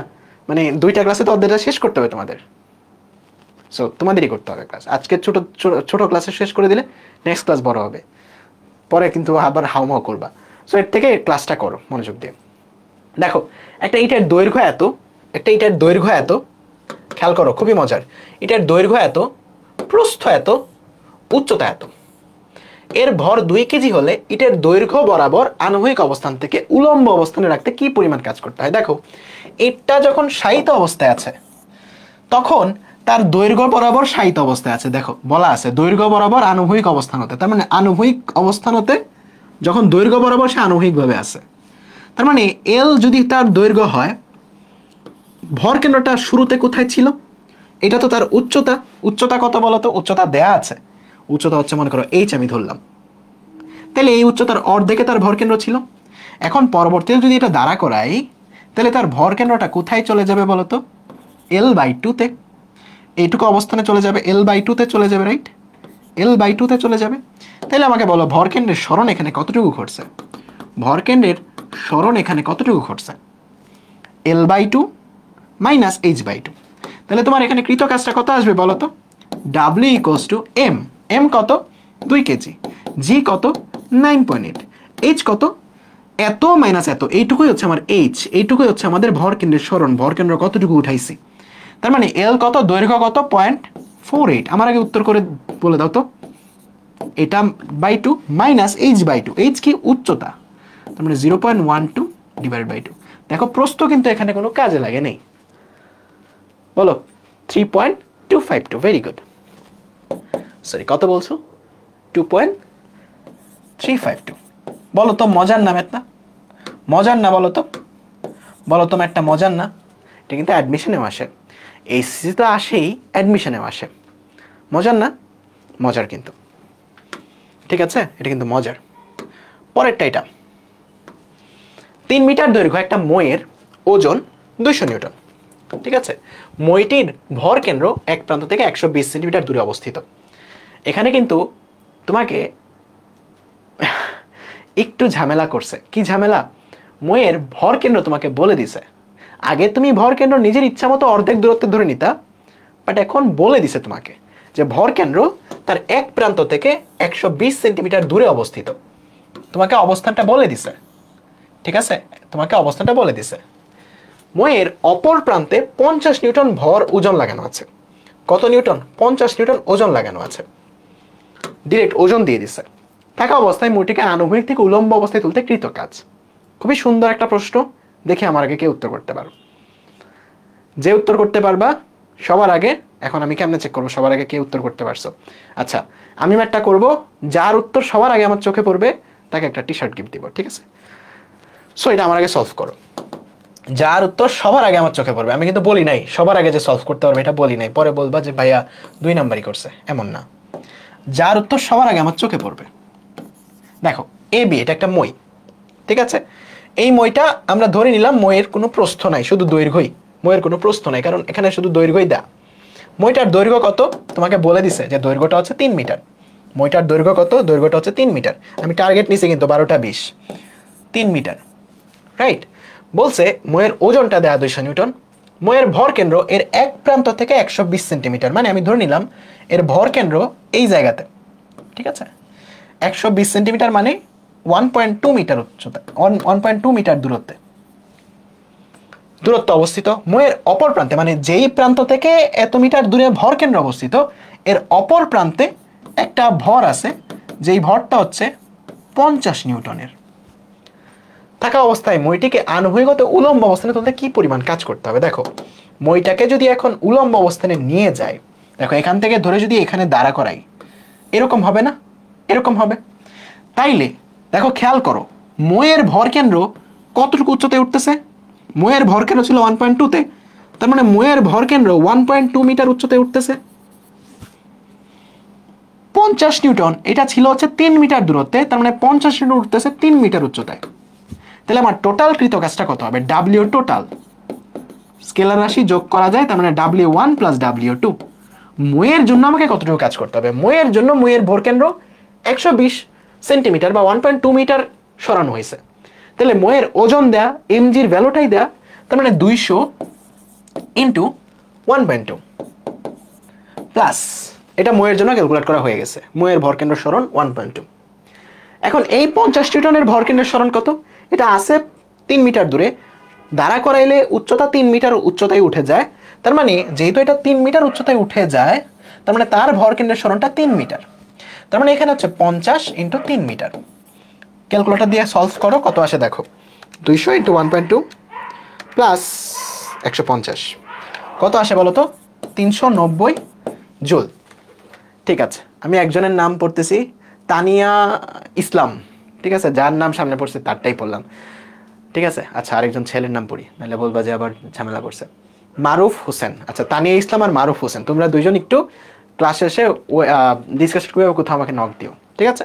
মারুফ হোসেন আর তানিয়া ইসলাম, দুইজনের নাম আমি পড়তে পারছি, ঠিক আছে। বাকিরা ইনশাল্লাহ অন্য এক সময়। সো বুঝছো কি না ম্যাটটা, এটা বলো। আমার আগে তো সলভ করছো নাকি একজনে দেখা দেখি সবাই উত্তর দিয়ে দিছো? বুঝছো তো সবাই, রাইট? বুঝছো তো? বোঝা উচিত কিন্তু, ঠিক আছে। পরেরটা, এইচ উচ্চতা বিশিষ্ট এম ভরের এন সংখ্যক ইটকে একটার পর আরেকটা তুলতে কৃত কাজ। এটা কিন্তু বোর্ডে আসা প্রশ্ন, বোর্ডে কিন্তু এই টাইপের প্রশ্ন আসে, খুবই মজার, খুবই মজার। এইচ উচ্চতা বিশিষ্ট এম সংখ্যক ইটকে একটার পর একটা তুলতে, ঠিক আছে। দেখো খেয়াল করো, প্রশ্নটা খেয়াল করো। তোমার কাছে এখানে কতগুলা ইট আছে? এন সংখ্যক। কতগুলো আছে বলো তো? এন সংখ্যক। তোমার কাজটা কি? খেয়াল করো, মজার কিন্তু ম্যাথটা, বোর্ডে আসে। তোমার কাজটা হচ্ছে একটার উপর একটা বসানো, এটার উপর এটা বসাবা, এটার উপর এটা বসাবা। কাজটা বুঝছো? আমার এখানে তো সাইজ মিলে নাই, বাট সমান সাইজের সবগুলা। তোমার কাজটা বুঝছো তো, রাইট? কাজটা হচ্ছে তোমার কাছে সবগুলা ভূমিতে আছে, সবগুলো অলরেডি ভূমিতে আছে, সবগুলো অলরেডি মাটিতে, সবগুলো অলরেডি মাটিতে। তোমাকে একটার উপর একটা তুলতে হবে। মোট কৃত কাজ কত, এটা বের করবা। তাইলে আমাকে বলো, সবগুলা যেহেতু মাটিতে আছে, মাটিতে থাকা অবস্থায় এটার ভর কেন্দ্র কত উচ্চতায় আছে বলতো? h/2 পরিমাণ না? h/2 পরিমাণ উচ্চতায় আছে না বলতো? Yes or no? এটার ভর কেন্দ্র কোথায় আছে বলতো? h/2 পরিমাণ না? এটার ভর কেন্দ্র কোথায় আছে? h/2 পরিমাণ না? বলতো একমত কিনা? মাটিতে থাকা অবস্থায় তার উচ্চতা যদি h হয়, মাটিতে থাকা অবস্থায় তার ভর কেন্দ্র h/2 তে আছে। হ্যাঁ, h/2 তে আছে মাটিতে থাকা অবস্থায়। আমাকে কি করতে হবে? একটার উপর একটা দাঁড় করাইতে হবে। এখন বলো, প্রথম ইটটা মাটিতে রাখার জন্য আমার কোনো কাজ করতে হচ্ছে? বলো, এখানে টোটাল কাজ বের করতে হবে সবগুলা ইটের জন্য, ঠিক আছে। ডাব্লিউ টোটাল সবগুলা ইটের জন্য। তাইলে বলো, প্রথম যে ইটটা আমি সবগুলা ইটের জন্য, ইটের 3 নাম্বারটার জন্য কৃত কাজ, এরকম n নাম্বারটার জন্য কৃত কাজ, সবগুলাটা যোগ করতে হবে। প্রথম ইটটা তো ভূমিতেই আছে, এটাকে আবার ভূমিতে রাখার জন্য কাজ করা লাগতেছে না, এটা তো অলরেডি ভূমিতে আছে। তার মানে এটার জন্য কৃত কাজটা 0। প্রথমটার জন্য কৃত কাজ কত? 0। দ্বিতীয়টার জন্য একটু খেয়াল করো, খুবই মজার। দ্বিতীয়টার জন্য একটু খেয়াল করো, দ্বিতীয়টা অলরেডি ছিল হচ্ছে h/2 তে, অলরেডি দ্বিতীয়টার ভর কেন্দ্র ছিল h/2 তে। এখন যদি এটাকে একটার উপরে দাঁড়া করাই, খেয়াল করো জিনিসটা, খেয়াল করো, একটার উপরে দাঁড়া করাই, তার ভর কেন্দ্রটা কতটুকু উপরে উঠছে আমাকে খেয়াল করে বলো তো। এইটুকু h/2, এইটুকু h/2, তার মানে h পরিমাণ উপরে উঠছে না? h পরিমাণ উপরে উঠছে না? এইচ পরিমাণ উপরে উঠছে, বুঝছো? এইটা h/2 তে ছিল, আমি আরো একটার উপরে নিছি, তার মানে তার ভর কেন্দ্র অ্যাকচুয়ালি উঠছে কত, এতটুকু এবং এতটুকু, h/2 এবং h/2, মানে h পরিমাণ উপরে উঠছে। তার মানে 2 নাম্বার ইটটার জন্য আমার কৃত কাজ হচ্ছে mg h পরিমাণ। h কি? ইটের উচ্চতা। 3 নাম্বার ইটটা যখন তুলবো, দেখো তো এটার ভর কেন্দ্র কতটুকু উচ্চতায় উঠছে, দেখো, খেয়াল করে দেখো, খেয়াল করো, এখানে h/2, এখানে h/2, আরো h/2, আরো h/2, তার মানে তার ভূমির লেভেল থেকে সে কিন্তু 2h পরিমাণ উপরে উঠছে, রাইট? সো ব্যাপারটা বোঝা গেছে, খুবই মজার। তার মানে mg 2h, পরেরটার জন্য mg 3h, এরকম ভাবে dot dot dot dot dot কত পর্যন্ত বলো তো, mg n-1h। এখন বলতে পারবা যে ভাই কেন n-1 হয়েছে? 8 তো n সংখ্যক ছিল, তাহলে লাস্টেরটার জন্য তো nh হওয়ার কথা, বাট না, প্রথমটা তো মাগনা গেছে, প্রথমটা তো ফ্রিতে গেছে, প্রথমটা তো জিরো কাজ। তার মানে সবগুলো ইট যদি হয় n সংখ্যক, লাস্টের ধারাটা শেষ পড়তে হবে n-1, কারণ একটা তো অলরেডি লিখে ফেলছো আলাদা করে, রাইট? যদি mgh mg2h এরকম হইতো তাহলে nh হইতো, বাট একটা তো আলাদা করে লিখে ফেলছো, বুঝছো? একটা তো এখানে আলাদা বাদ চলে গেছে, এই কারণে একটা কম, লাস্টের পরটা একটা কম। এখন এই জায়গাতে তুমি mgh যদি কমন নাও, তাহলে এখানে পড়ে থাকবে 1 + 2 + dot dot dot dot n-1 পর্যন্ত। এখন এটা কি একটা স্বাভাবিক সংখ্যা? একটা স্বাভাবিক সংখ্যার যোগফল বের করার জন্য সি প্রোগ্রাম তোমরা অলরেডি পড়ছো বা পড়বা। স্বাভাবিক সংখ্যার যোগফল কত বলো তো? 1 + 2 + 3 ডট ডট ডট n পর্যন্ত যোগফল হচ্ছে n × n+1 / 2। বাট আমি n পর্যন্ত যোগ করব না, আমি যোগ করব n-1 পর্যন্ত। তার মানে যেখানে n ওইখানে বসাবো আমি n-1। তাহলে কি আসবে বলো তো? এখানে n-1 n-1 + 1, এটা হয়ে যাবে n। তার মানে আলটিমেটলি এখানে হয়ে যাবে হচ্ছে তোমার mgh × n × n-1 / 2। এটা হচ্ছে পরপর n সংখ্যক ইট একটার উপর একটা স্তূপ আকারে দাঁড়া করাইতে কৃত কাজ। বলো বুঝছো? ফর্মুলাটা মনে রাখতে হবে। এটাকে আদর করে আরেকটা নামে ডাকা যায়। কি নামে ডাকা যায়? mgh nc2। সি নামে একটা অপারেটর আছে, কম্বিনেশন অপারেটর বলে এটাকে, ম্যাথে পড়বা যদি শর্ট সিলেবাসে না থাকে। শর্ট সিলেবাসে তোমাদের নাই, তোমাদের পড়ার কথা না। ক্যালকুলেটর একটা সি বাটন আছে nc2, এটা তুমি লিখলেও সেম জিনিসটাই আসবে, ঠিক আছে? বলো বুঝতে পারছো সবাই? সবাই বুঝছো? ক্লিয়ার? একদম একদম ক্লিয়ার। তার মানে স্তূপ করতে কি পরিমাণ কাজ করতে হবে পারবো সবাই?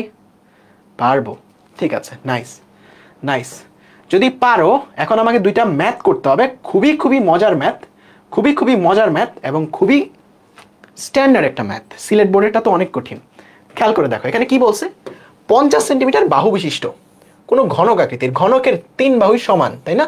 তার মানে তার উচ্চতা কত? 50 সেন্টিমিটার, রাইট? এটাই আমার কি এইচ এর ভ্যালু না বলো তো? যে ইটগুলা তুলবো তার এইচ এর ভ্যালু 50 সেন্টিমিটার। একমত আমার সাথে? বলো একমত কিনা, বলো সহমত ভাই, পাশে আছি। আর এটার ওজন কত? 25 কেজি। এরূপ 5টি ইট একটির উপর একটা থেকে স্তম্ভ তৈরি করা হলো, ঠিক আছে? তারপর বলছে স্তম্ভ করা হইল, এটা একটা কাজ। আবার বলছে অন্যদিকে অনুরূপ 5টা ইট আগে মাটিতে ঢালাই দিছি, মানে ব্লক বানাইছি। 5টা ইট মাটিতে ঢালাই দিছি, ওইটাকে তারপর খাড়া করাইলাম। মানে ব্যাপারটা হচ্ছে ইট একটার উপর একটা দাঁড়া করাইলাম, আর এটা হচ্ছে মাটিতে আগে একসাথে করলাম, তারপর সবটা একসাথে সোজা করলাম, বুঝছো? মানে শুয়ায় আগে বিল্ডিং বানাইলাম, তারপর সোজা করলাম। বলছে কোন কাজটা বেশি গ্রহণযোগ্য, তার মানে কোনটার মান বেশি নাকি কম এটা বের করতে হবে। তাহলে আমাকে বলো, যখন একটার উপর একটা তুলবো, ওকে, ঘ নাম্বারে সৃজনশীল প্রশ্ন, যখন একটার উপর একটা তুলবো, একটার উপর একটা পরপর একটার উপর একটা, তাহলে কৃত কাজটা কত আমার? একটু আগে পড়ছি, mg h × n × n-1 / 2। আমার থেকে তোমরা ক্যালকুলেশন ভালো পারো। এম এর বর কত? 25 কেজি। জি কত? 9.8। উচ্চতা কত? একটা ইটের হাফ মিটার। কয়টা ইট? কয়টা ইট? কয়টা ইট বলো তো? 5টা ইট, তাই না? তার মানে 5 × 5 - 1 / 2 কত আসে বলো তো? কত আসে? ক্যালকুলেট করে বলো। একই কাজ আসবে, বাট এখানে একটু ক্যালকুলেশনের ব্যাপার আছে। বলো কত কাজ, কত আসে বলো তো? 1225। ঠিক আছে, এটা খুবই সহজ প্রশ্ন, বাট এর পরেরটা কঠিন, সিলেট বোর্ডেরটা কঠিন। এটা হচ্ছে একটা। এখন আমি কি করলাম না, আমি দ্বিতীয়ত যে কাজটা করলাম, আমি সবগুলোকে স্তূপ বানাইলাম। এরকম মনে করো 5টা ইট একসাথে স্তূপ বানাইলাম। স্তূপ বানাইলে এই স্তূপের দৈর্ঘ্যটা কত হবে বলো তো? এক একটা যদি 50 সেন্টিমিটার হয়, 50 50 50 50 50, 5 50 250, তার মানে স্তূপের দৈর্ঘ্যটা কত হবে? 2.5 মিটার, রাইট? 2.5 মিটার হবে।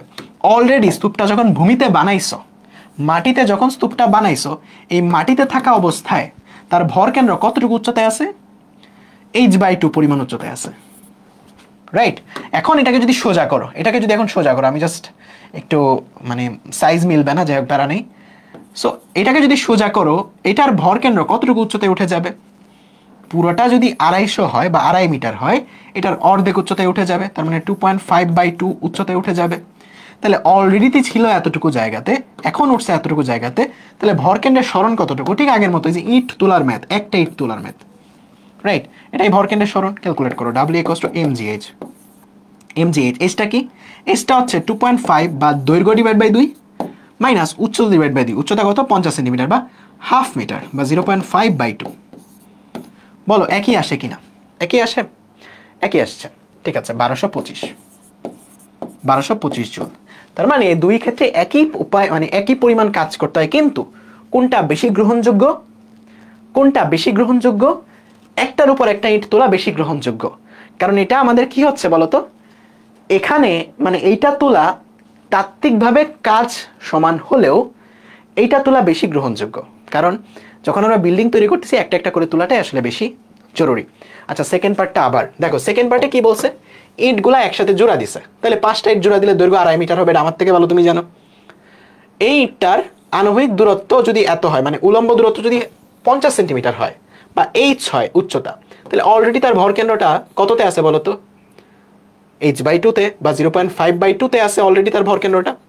এটাকে যদি সোজা করি, ভর কেন্দ্রটা দৈর্ঘ্যের অর্ধেক উচ্চতায় চলে আসবে, তাই না? মানে 2.5/2 দূরত্বে চলে আসবে। তাহলে এখন ভর কেন্দ্র উঠছে কতটুকু ক্যালকুলেট করো। এইটুকু সবটা হচ্ছে 2.5/2 আর এইটুকু হচ্ছে h/2, মানে 0.5/2। তার মানে তোমার এইটা হচ্ছে তোমার কৃত কাজ। ঠিক আছে? ক্লিয়ার? ভাই আনসার 245 আসে। কেন আসে? আমরা কোথাও ভুল করছি? কোথায় ভুল করছো জানো? কোথায় ভুল করছো? তোমরা এই টোটাল ব্লকের ওজন না বসায়, টোটাল ব্লকের ভর না বসায় তোমরা বসাইছো একটা ব্লকের ভর। না রে ভাই, এখানে তো আমরা 5টাকে জোড়া দিছি, 5টাকে তো আমরা জোড়া দিছি, তাই না? 5টাকে তো জোড়া দিছি। সো এই জায়গাতে যখন তোমরা ভরটা বসাবা, আমি তো এটা দেখাই নাই ক্যালকুলেটরে বসানো। সো এই জায়গায় যখন তোমরা ভরটা বসাবে, এখানে তো 5টা ব্লক, তার মানে 5টা ব্লকের ওজন কত? 25 × 5। একটা ব্লকের ওজন 5, রাইট? সো 25 × 5 × 9.8 ইন্টু হচ্ছে তোমার এই টার্মটা, যে 2.5/2 মাইনাস 0.5/2। বুঝছো এখন? বুঝছো এখন? ঠিক আছে। আমি ধরছিলাম যে তোমরাই বসায় ফেলতে পারবে, বাট যাই হোক, বুঝছো তো? এই সবটার ওজন কত? এটার 5 গুণ, যেহেতু 5টা ইট এখানে আছে। ঠিক আছে, ওকে, ডান। এরপরেরটা একটু মাশাল্লাহ কঠিন। এর আগে দুটো এমসিকিউ দেখি। একটা কাঠের টুকরার দৈর্ঘ্য এত, প্রস্থ এত, ভর এত, সোজা করতে কি পরিমাণ শক্তি লাগবে? বাচ্চারাও এখন তোমরা পারবা। এটার উত্তর আমার আগে করো তোমরা। একটা এত মিটার দৈর্ঘ্য এবং এত ভর বিশিষ্ট রডকে আনুষঙ্গিক উলম্ব অবস্থায় তুলতে কৃত কাজ। তার মানে 2 × 9.8 × 1.5/2, যেটা আসবে সেটাই তোমার উত্তর। ঠিক আছে? সো এই দুইটা এমসিকিউ একদম পারফেক্টলি ক্লিয়ার কিনা বলো তো? Perfectly clear? পারফেক্টলি ক্লিয়ার, তাই না? Perfectly clear. এই দুটো এমসিকিউ একদম পারফেক্টলি ক্লিয়ার, রাইট? ক্লিয়ার সবাই? ঠিক আছে, একদম পারফেক্টলি ক্লিয়ার। ঠিক আছে, যদি ক্লিয়ার হয় তোমরা উত্তর করতে পারবো। উত্তর আমার আগে করো নাই তো? ক্লিয়ার লেখছো নাকি সি লেখছো? 14.7 তোমাদের। এই 14.7 কই? উত্তরই তো নাই, কি বলছো? ছুটি দিয়ে দিব, সমস্যা নেই, চিন্তা করো না। কোনটার বি? উত্তর করো তো তাড়াতাড়ি। এই দুটোর উত্তর কত? তাড়াতাড়ি বলো, তাড়াতাড়ি বলো উত্তর কত। বোর্ডে আসা প্রশ্ন, আশা করি পারবা সবাই, সিমিলার টাইপের প্রশ্ন যদি আসে। 14.7 আনসার? 14.7 তো কোনোটার আনসারই নাই।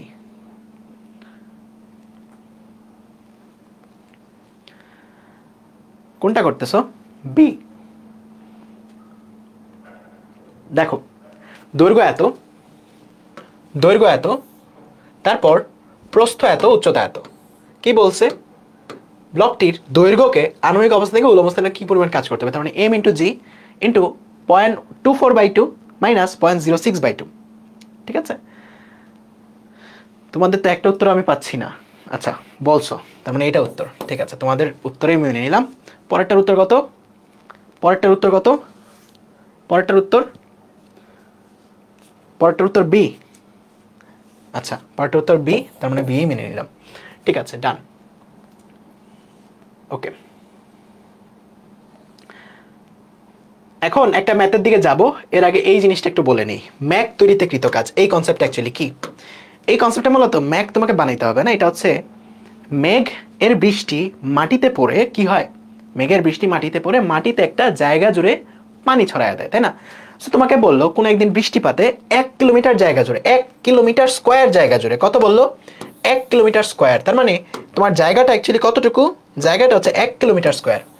কতটুকু জায়গা? 1 কিলোমিটার স্কোয়ার। এই 1 কিলোমিটার স্কোয়ার জায়গাতে তোমার পানির যে প্রলেপ পড়লো বা পানির যে তোমার তোমার কি হলো সেটা হচ্ছে মনে করো 1 মিলিমিটার।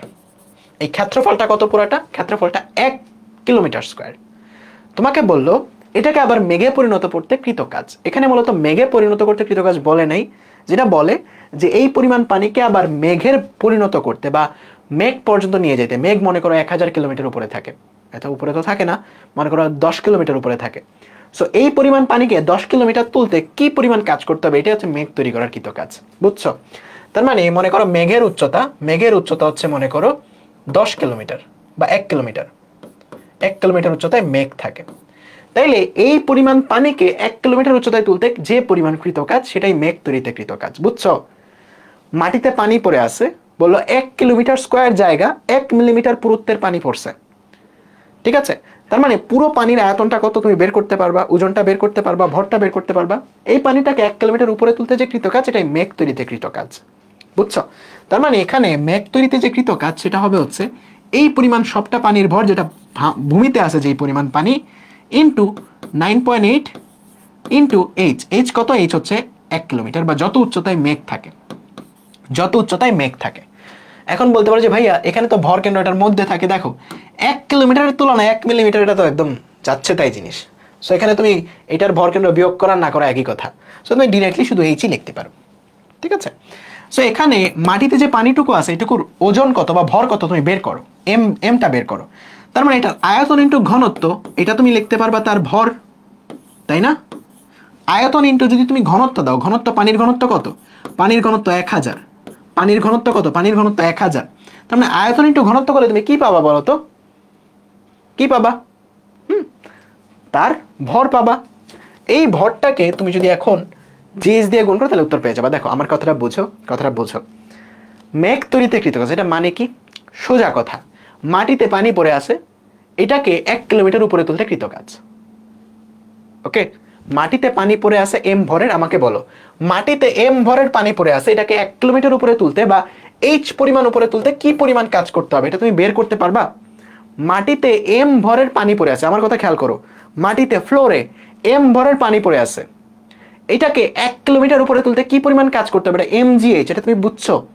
বলো, এটা তুমি বুঝছো যে মাটিতে এম ভরের পানি পড়ে আছে, এটাকে এইচ পরিমাণ তুলতে কি পরিমাণ কাজ করতে হবে, এমজিএইচ, এটা তো বুঝছো? এটা তো কোনো সমস্যা নেই। এখন আমার বের করতে হবে মাটিতে কতটুকু পানি পড়ে আছে। দেখো এটা প্রশ্নে এরকম ভাবে বলা থাকে যে 1 কিলোমিটার স্কোয়ার ক্ষেত্রফলে 1 মিলিমিটার পুরুত্বের পানি পড়ে আছে, তোমাকে ভরটা বের করতে হয় এই জায়গাতে। তার মানে তোমাকে বলে দিছে যে তোমার মনে করো যে একটা ক্ষেত্রফল ইন্টু উচ্চতা, এরকম বলে দিছে যে পুরুত্ব, তোমাকে বলে দিছে এত ক্ষেত্রফল জুড়ে 1 মিলিমিটার উচ্চতার পানি আছে। তার মানে এই পানিটার আয়তন তুমি কি বলতে পারবা যে 1 কিলোমিটার স্কোয়ার ইন্টু এটার যে পুরুত্ব, এই পুরুত্বটাকে মনে করো টি বলি আমরা, যদি টি বলি তাহলে তোমার ক্ষেত্রফল ইন্টু পুরুত্ব, এটা তোমার আয়তন দিবে না? আয়তন দিবে। তাহলে এই পানিটার ভর কত? ভর কত? আয়তনকে তুমি ইয়া দিয়ে গুণ করো, রো দিয়ে গুণ করো, তার মানে এ ইন্টু পুরুত্ব ইন্টু রো, যেটা হচ্ছে 1000। এটাই তুমি পানিটার ভর পেয়ে যাবে। ওই ভরটা জাস্ট এখানে এমজিএস এ পুট করে দিবা, তাইলে হয়ে যাবে। সো আমাদের এই পার্টিকুলার ম্যাথের জন্য মনে করো আমি পুরুত্ব বলে দিলাম 1 মিলিমিটার, তার মানে আমাকে বলে দিছে যে একটা বৃষ্টির কারণে 1 কিলোমিটার স্কোয়ার জায়গা জুড়ে, কত ক্ষেত্রফল? 1 কিলোমিটার স্কোয়ার জায়গা জুড়ে 1 মিলিমিটার পুরুত্বের বৃষ্টি পড়লো। সো এটাকে এইচ পরিমাণ উপরে তুলতে বা 1 কিলোমিটার উপরে তুলতে কি পরিমাণ কাজ করতে হবে? সো প্রথম কথা, এখানে কতটুকু পানি আছে ওই ভরটা বের করো। তার মানে তুমি ইজিলি বের করতে পারবা এটা, ইজিলি বের করতে পারবা এটা। আর দুইটা ম্যাথ করাই ছুটি দিয়ে দিব, দুইটা ম্যাথ করাই ছুটি দিয়ে দিব, একটু ওয়েট করো, দুইটা ম্যাথ করাই একটু ছুটি দিয়ে দিব। সো এখানে এমটা তুমি বের করতে পারবা, যেখানে আয়তনটা কত? পানির আয়তনটা হচ্ছে এ ইন্টু টি বা এ ইন্টু পুরুত্ব ইন্টু পানির ঘনত্ব, এটা হচ্ছে পানির ভর, রাইট। এইটা কি বের করলাম, এটা বের করলাম পানির ভর। ভরটাকে 9.8 দিয়ে গুণ করে 1 কিলোমিটার উপরে নিয়ে গেলে আমাদের হয়ে গেল। বলো বুঝছো সবাই? বুঝছো?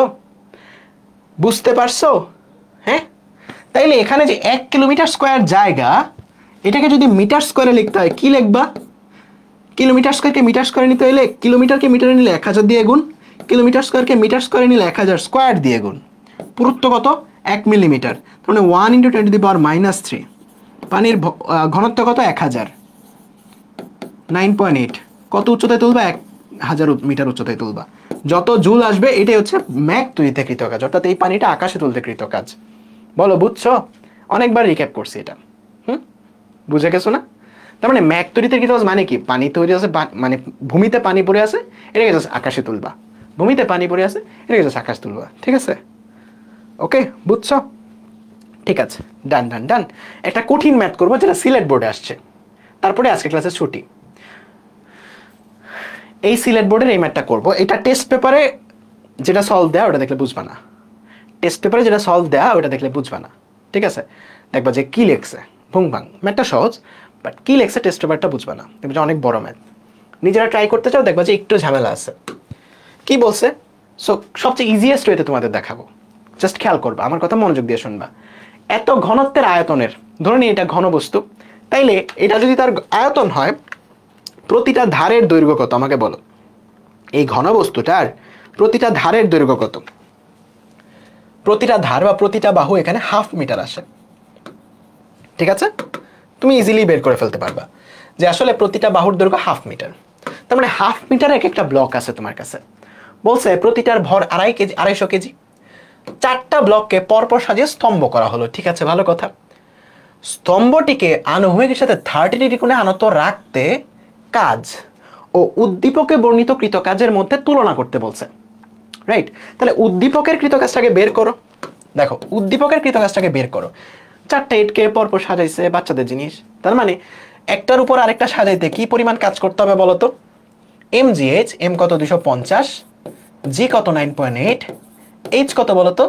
প্রতিটা ধার বা উচ্চতা কত প্রতিটা ধারের? 0.5 মিটার, ইন্টু 4 × 4 - 1 ডিভাইড বাই 2। বলো এতটুকু বুঝতে কারো কোনো সমস্যা আছে? কারো কোনো সমস্যা আছে বলো তো? এতটুকু বুঝতে কারো কোনো সমস্যা আছে? কারো কোনো সমস্যা আছে এতটুকু বুঝতে? না?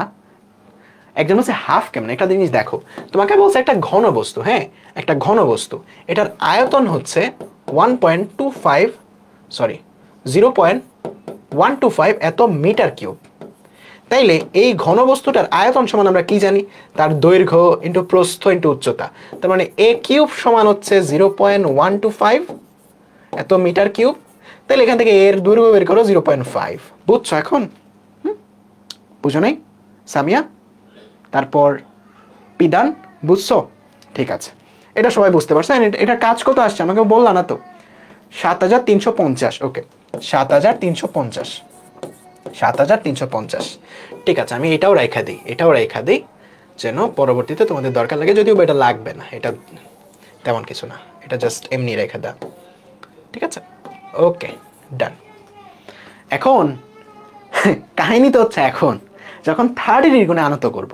দেখো এখন কি বলছে, পরপর 4টা ব্লক।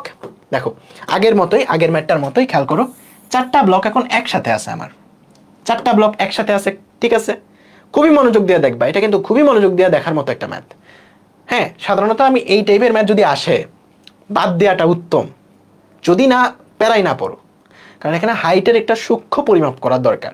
বাট ম্যাথটা যদি বুঝতে পারো জিনিসটা খুবই মজার, একবারে বুঝে গেলে দেখবে যে এত শান্তি লাগতেছে। এখানে কি বলছে, 4টা ইট পরপর সাজাইছো, তাইলে এইটুকুর 4টা ইট সাজাইলে ভর কত টোটাল বলো তো? টোটাল ভর এখানে কত? 1000, তাই না? 250 × 4, রাইট?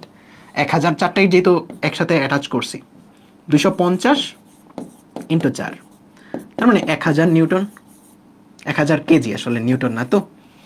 এবং যেহেতু 4টা ইট প্রতিটার ধার যদি হয় 0.5 মিটার, তাহলে 4টা ইট একসাথে দাঁড় করাইলে দৈর্ঘ্য কত হবে বলো তো? 2 মিটার হবে কিনা বলো তো? দৈর্ঘ্য 2 মিটার হবে কিনা? Yes or no? একজন বলছে এই ম্যাথটা আমি আজকেও বুঝতে পারি না, ঠিক আছে এখনই বুঝে যাবো। বলো কত মিটার? 2 মিটার হবে। ওকে বলো বাচ্চারা, সবাই বুঝছো? বাচ্চা বললে আবার ভুল হবে, তোমাদের মধ্যে কেউ রাগ করবা। কারণ কি, একজন একটু আগে কমেন্ট করছে বউ অপেক্ষা করতেছে বা ছুটি দেন, তোমাদের বাচ্চা কেমনে বলি বলো? তোমরা কি বাচ্চা বলার মতো? না, বাচ্চা হয়েছে মাসুর ভাই, বাচ্চা হয়েছে অপূর্ব দাদা, তাই না? দেখো কি বলছে, এটার দৈর্ঘ্য কত হবে? এইটুকু দৈর্ঘ্য হবে 2 মিটার। এইটুকু বুঝতে কারো কোনো সমস্যা নেই, এটুকু বুঝতে কারো কোনো সমস্যা নেই। এখন যে জিনিসটা হইল, আমাকে বলো এই ভূমিতে থাকা অবস্থায় তাদের ভর কেন্দ্র কোন লেভেলে আছে? ভর কেন্দ্র আছে হলো তাদের উচ্চতার অর্ধেক উচ্চতায়, রাইট? এই পরিমাণ ধারের উচ্চতা কত আমাকে বলো? একটা ইটের হাইট কত? 1/2 মিটার। 1/2 মিটার একটা ইটের হাইট কত? একটা ইটের হাইট কত? 1/2 মিটার। তাইলে এটার ভর কেন্দ্রটা আছে কোথায়? আছে কোথায় আমাকে বলো? কোথায় আছে? হাফের আরো অর্ধেক, তার মানে 0.5 এর আরো অর্ধেক উচ্চতায় আছে, অলরেডি আছে এর ভর কেন্দ্রটা, অলরেডি এই জায়গাতে আছে তার ভর কেন্দ্রটা। তার মানে 1/4 এত মিটার উচ্চতায় তার ভর কেন্দ্রটা অলরেডি আছে, রাইট? ওকে ঠিক আছে, ভেরি নাইস। এখন কাজ তো হচ্ছে মেইনলি, এখন আমি এটাকে 30 ডিগ্রি কোণে আনত করব। দেখো খেয়াল করো, খুবই সুন্দর এবং খুবই মজার। আমি এটাকে ধরে এখন 30 ডিগ্রি কোণে আনত করব, ঠিক আছে? কি করতেছি? 30 ডিগ্রি কোণে আনত করতেছি, ঠিক আছে? আমি জাস্ট এই কর্নার বরাবর ধরে আনত করলাম। দেখো দেখো খেয়াল করো ব্যাপারটা বুঝছো কিনা। আমি এটাকে ধরে 30 ডিগ্রি কোণে আনত করলাম, বলো বুঝছো? জাস্ট ধরলাম, সোজা করলাম। এই কর্নারে মনে করো আমি হিঞ্জ করা, এখানে মনে করো আমি নাট দিয়ে আটকাইছি, নাট দিয়ে আটকায় আমি জাস্ট 30 ডিগ্রি কোণে সোজা করলাম, বুঝছো? কারো কোনো সমস্যা নাই, সবাই বোঝা উচিত। এটা আমি বললাম তো, তোমরা টেস্ট পেপারে ধরলে বুঝবা না, সো খুবই মনোযোগ দিয়ে দাও। মানে এর থেকে সহজভাবে এই ম্যাথটা বোঝার কোনো ওয়ে নাই, এটা আমি গ্যারান্টি দিচ্ছি। এর থেকে সহজভাবে এই ম্যাথটা বোঝার কোনো ওয়ে নাই, ঠিক আছে? সো আমি এখানে কি করলাম, আমি জাস্ট অ্যাঙ্গেলটা যেন একটু বড় দেখা যায় এখানে একটু বড় করতেছি, ঠিক আছে? অ্যাঙ্গেলটা যেন আসতেছে ক্লাস শেষ। সো অ্যাঙ্গেলটা যেন বড় করতে হয়। আম্মা দাঁড়ায় আছে, আমি গেলে খাবো, খাওয়ার পরে হচ্ছে আম্মা ঘুমাবে, এই জন্য দেখতেছে কতক্ষণ লাগতেছে ক্লাস শেষ হইতে। আচ্ছা, তোমাদের আম্মা আব্বা হয়তো তোমাদের জন্য দাঁড়ায় আছে। দেখো, সো আমি কি করলাম, এটাকে 30 ডিগ্রি কোণে সোজা করলাম, তাই না? 30 ডিগ্রি কোণে সোজা করলাম, ঠিক আছে?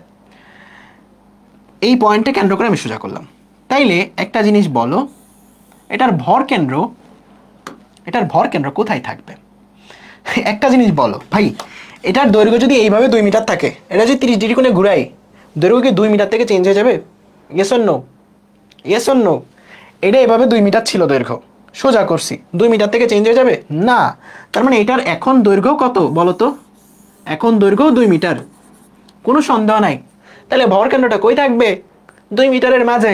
তার মানে ভর কেন্দ্রটা কই থাকবে? এই জায়গাতে। তার মানে এই বিন্দু থেকে, ঠিক এই বিন্দু থেকে 1 মিটার দূরত্বে ভর কেন্দ্র থাকবে, বলো সবাই বুঝছো? এই বিন্দুটা থেকে 1 মিটার দূরত্বে ভর কেন্দ্র থাকবে, বলো সবাই বুঝছো কিনা? বলো সবাই বুঝছো? ইয়েস, ঠিক আছে।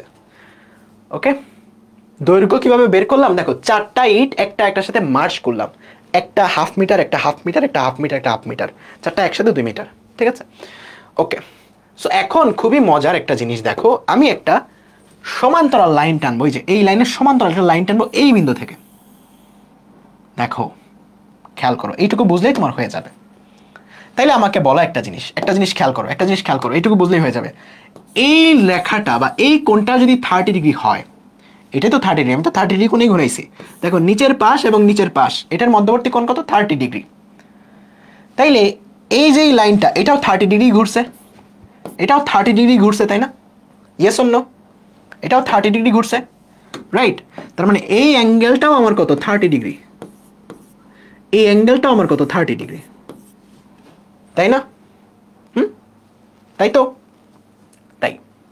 তাইলে এখন আমাকে বলো, এটা যদি 30 ডিগ্রি হয়, এখন আমি কি এই পরিমাণ উচ্চতা বের করতে পারবো না? এই যে এখান থেকে যে এই পরিমাণ উচ্চতা একদম নিচের লাইন পর্যন্ত, আগের ভর কেন্দ্রের লাইন না কিন্তু, একদম নিচের লাইন, এই যে প্যারালাল লাইন, নিচেরটা যেই লাইনে আঁকছি এই প্যারালাল লাইন বরাবর এই পরিমাণ উচ্চতা আমি বের করতে পারবো না। এখন তোমাদের মনে প্রশ্ন আসে যে ভাইয়া, এটা আসলে আমি কাট করছি, এইটা একটু নিচে নামছে কেন? এটার ব্যাখ্যা তুমি অনেক আগেই শিখে গেছো। কোথায় শিখছো? এই যে আমরা যখন লাঠির খেলাটা শিখছিলাম, যখন একটা লাঠির জিনিসটা শিখছিলাম, এই লাঠিটাকে যদি আমি এখন ঘুরাই, এই লাঠিটাকে যদি আমি এখন ঘুরাই, দেখো এই লাঠিটাকে আমি যদি এখন ঘুরাই, এই লাঠিটাকে আমি যদি এখন ঘুরাই, দেখো তার আগে ভর কেন্দ্র এখানে থাকলে এখন ভর কেন্দ্র একটু নিচে নেমে যাবে, রাইট? বা মিডিল পয়েন্ট একটু নিচে নেমে যাবে। এই পরিমাণ তো ক্লিয়ার, নিচে নেমে যাবে না? নিচে নেমে যাবে না? নিচে নেমে যাবে একটু।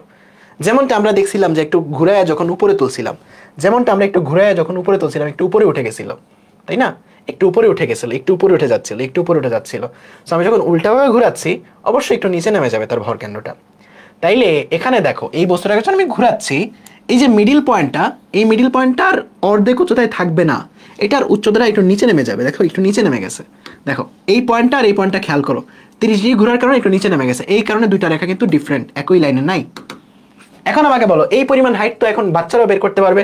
এটা 1 মিটার, তাহলে এই উচ্চতাটা কত বলো তো? 1 sin 30। তাইলে এই গ্রিন লাইনের উচ্চতাটা কত?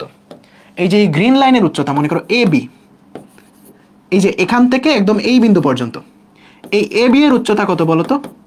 1 sin 30। বলো এতটুকু বুঝছো? বা হাফ মিটার। বলো এতটুকু বুঝছো সবাই? এতটুকু সবাই বুঝছো? এতটুকু সবাই বুঝছো? সবাই বলো বুঝছো নাকি বুঝে নাই? এর থেকে সহজভাবে বোঝার মতো অবস্থা নাই এই ম্যাথের। সবাই বুঝছো? ঠিক আছে, ডান ডান, সবাই বুঝছো। বাট এটাই কি ভরকেন্দ্রের সরণ? না, ভরকেন্দ্রের সরণ এর থেকে আরেকটু কম। কারণ কি দেখো, ভরকেন্দ্র তো আগে এই লেভেলে ছিল, এই লেভেলে ছিল, বাট তুমি যে দূরত্বটা বের করছো এটা এখান থেকে এতটুকু, তার মানে ভরকেন্দ্রের সরণটা আরেকটু কম। ভরকেন্দ্রের সরণটা কি আরেকটু কম হয়েছে। দেখো ভরকেন্দ্রটা এখান থেকে এখানে উঠছে, বাট তুমি বের করছো এখান থেকে এখানে উচ্চতা। তাইলে তুমি এখন কোনটুকু দূরত্ব বের করলেই হয়ে যাচ্ছে। এই যে এই পয়েন্টটা ঠিক কতটুকু নিচে নামছে এইটুকু বের করতে পারলেই হয়ে যাচ্ছে না? তাইলেই তো তুমি এখান থেকে এইটুকু উচ্চতা বের করে ফেলতে পারবে, ধরতে পারছো? তার মানে এই পয়েন্টটা কতটুকু নিচে নামছে এটাও ধরতে পারলেই হয়ে যাচ্ছে। sin 30 কেন? একটু খেয়াল করো, এই যে এটা একটা ত্রিভুজ, এই বাহুটা যদি 1 মিটার হয় তাহলে এই লম্বের দৈর্ঘ্যটা হবে 1 sin 30, লম্ব উপাংশ 1 sin 30, ভেক্টরের নিয়ম এগুলো। তার মানে এই পয়েন্টটা কতটুকু নামছে, এই যে এই দূরত্বটুকু বের করতে পারলেই তোমার হয়ে যাবে যে এই পয়েন্টটা, এই যে এই পয়েন্টটা ঠিক কতটুকু নামছে, কতটুকু নিচে নামছে। এটা আমরা এই যে একটু আগে বের করছিলাম না, একটু আগে আমরা একটা রেখা এরকম ভাবে ঘুরায় বের করছিলাম না? এটা তো আমাদের জন্য খুবই ইজি, এটা আমাদের জন্য খুবই ইজি। দেখো এটা আমাদের জন্য খুবই খুবই ইজি যে এই পরিমাণ দৈর্ঘ্য যদি হয়, মনে করো আমি একটা ধরে নিলাম এল প্রাইম, তাহলে এই পরিমাণ দৈর্ঘ্য এল প্রাইম, তাহলে এইটার cos থিটা হবে এই জায়গাতে, cos থিটা হবে এই জায়গাতে। তার মানে এখানে এখানে এইটুকু হয়ে যাবে হচ্ছে এল প্রাইম cos থিটা। তাহলে আমার হাইটটা ঠিক কতটুকু নামছে, কতটুকু হাইটটা নামছে। তার মানে এই যে হাইটের ডিফারেন্সটা এটা কেমনে বের করব? এল prime minus L prime cos theta, যেমনটা আমরা এই যে আগে করছিলাম, মনে আছে? মনে আছে একটু আগে যে করছিলাম এটা L prime into 1 minus cos থিটা, একটু আগে যে করছিলাম এটা মনে আছে? মনে আছে না? 20 বাজে যে ম্যাথটা শেষ, 17 বাজে, 20 বাজে না এখন। এই তোমরা ভুল বলো কেন? বলো মনে আছে না একটু আগে যে করছিলাম? ঠিক আছে মনে আছে। তাহলে এখন আমরা এই যে এটাই ক্যালকুলেট করতে যে আসলে এই পয়েন্টটা ঠিক কতটুকু নামছে, এই পয়েন্টটা ঠিক কতটুকু নামছে। দেখো এই পয়েন্টটা ঠিক কতটুকু নামছে এটাই জাস্ট বের করতে চাচ্ছি। এই পয়েন্টের উচ্চতা শুরুতে ছিল কত? শুরুতে ছিল 1/4 মিটার। এই পয়েন্টের উচ্চতা শুরুতে কত ছিল? 1/4 মিটার। তার মানে আমাদের এই জায়গাতে শুরুতে এই পয়েন্টের উচ্চতা কত ছিল? এই এল প্রাইমটা কত? 1/4 মিটার। তাহলে আমরা এখান থেকে কতটুকু নিচে নামছে এটা আসলে বের করে ফেলতে পারবো।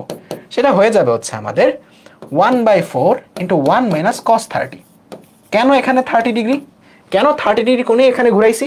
কারণ একটু খেয়াল করো, এই যে এই লাইনটা পুরাটা যদি 30 ডিগ্রি কোণে ঘুরে, এই লাইনটাও 30 ডিগ্রি কোণেই ঘুরবে, সমান অ্যাঙ্গেল। তার মানে এই অ্যাঙ্গেলটাও 30, সমান অ্যাঙ্গেল পরিমাণেই ঘুরবে, রাইট?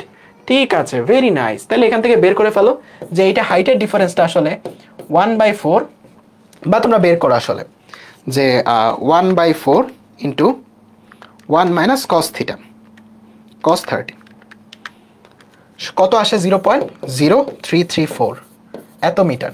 তাইলে আমাকে বলো এই যে এইটুকু ডিফারেন্স কত? এইটুকু ডিফারেন্স এই যে আমরা মাত্র বের করলাম, অল্প একটু যে নিচে নামছে, এই মিডল পয়েন্ট অল্প একটু নিচে নামছে, এটুকু দৈর্ঘ্য আমরা মাত্র বের করলাম। তাইলে অ্যাকচুয়ালি ভর কেন্দ্র এখান থেকে এখানে সরছে না, মানে এখান থেকে এখানে উঠছে।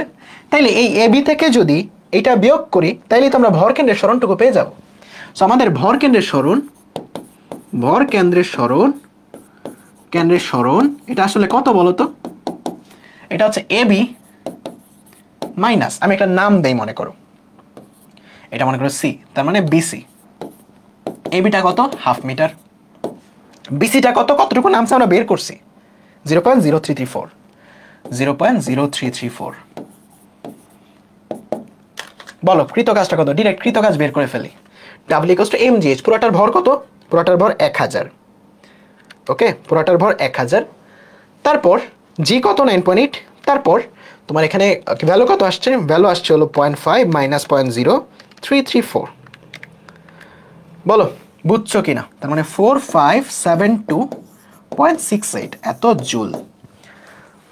বুঝছো? এই ম্যাথটা এর থেকে সহজভাবে করার কোনো নিয়ম নাই, আমি তোমাকে গ্যারান্টি দিচ্ছি।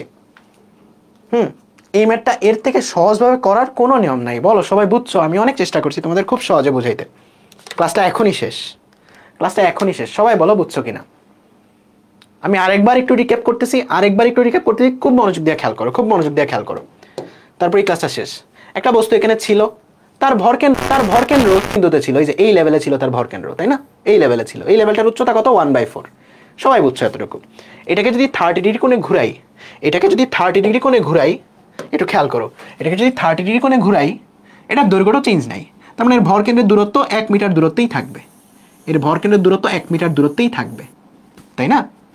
তাইলে এখানে যদি আমরা একটা ত্রিভুজ কল্পনা করি, দেখো এইটার মিডিল পয়েন্ট যেখানে ছিল, এই মিডিল পয়েন্টটা তো একটু নিচে নামবে, যেটার কনসেপ্ট আমরা একটু আগে পড়ে আসছি। কেন নিচে নামে?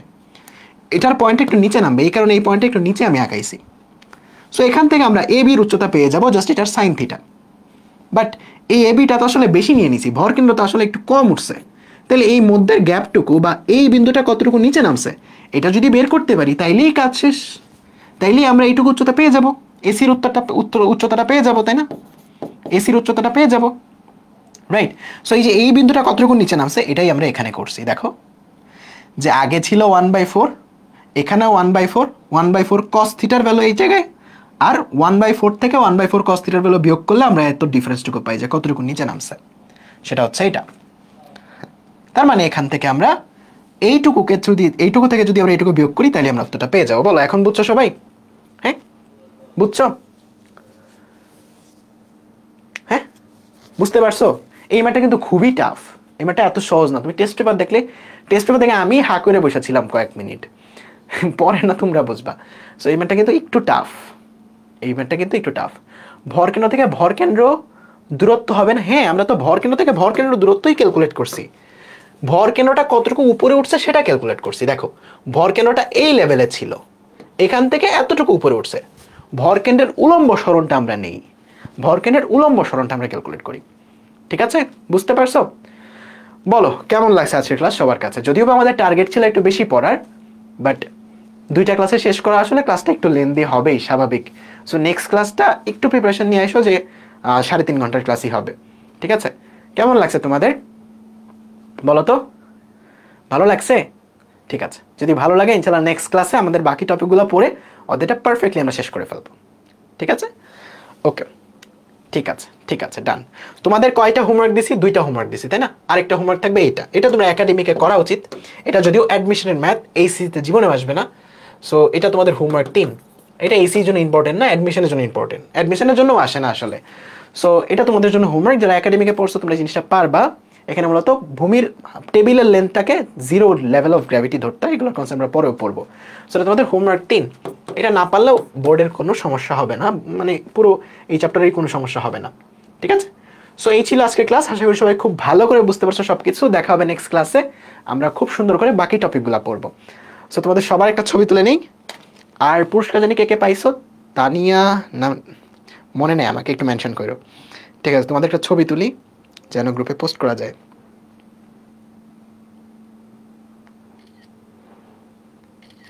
ঠিক আছে, ভালো থেকো সবাই, ইনশাআল্লাহ দেখা হবে নেক্সট ক্লাসে। আমার তরফ থেকে চেষ্টা ছিল যতটুকু তোমাদের ভালোভাবে বোঝানো যায়। দেখো একটা জিনিস তোমাদের ক্লাসের শুরুতেই বলছি যে অপূর্ব দাদা, মাসুর ভাই, ওনাদের সাথে অপর ভাই যারা আছে ওনাদের সাথে লেভেল ম্যাচ করতে গেলে তুমি আসলে পারবা না, কারণ ওনারা অনেক বেশি এক্সপিরিয়েন্সড, তাই না? ওনারা আমার থেকে আরো বেশি 6-7 বছর বেশি, 8 বছর বেশি সময় থেকে পড়াচ্ছে, তাই না? সো ওনাদের সাথে এক্সপিরিয়েন্স বিট করার মতো ক্ষমতা আমার নাই। সো আমি চেষ্টা করবো আমার তরফ থেকে যেন বেস্টটা দিতে পারি।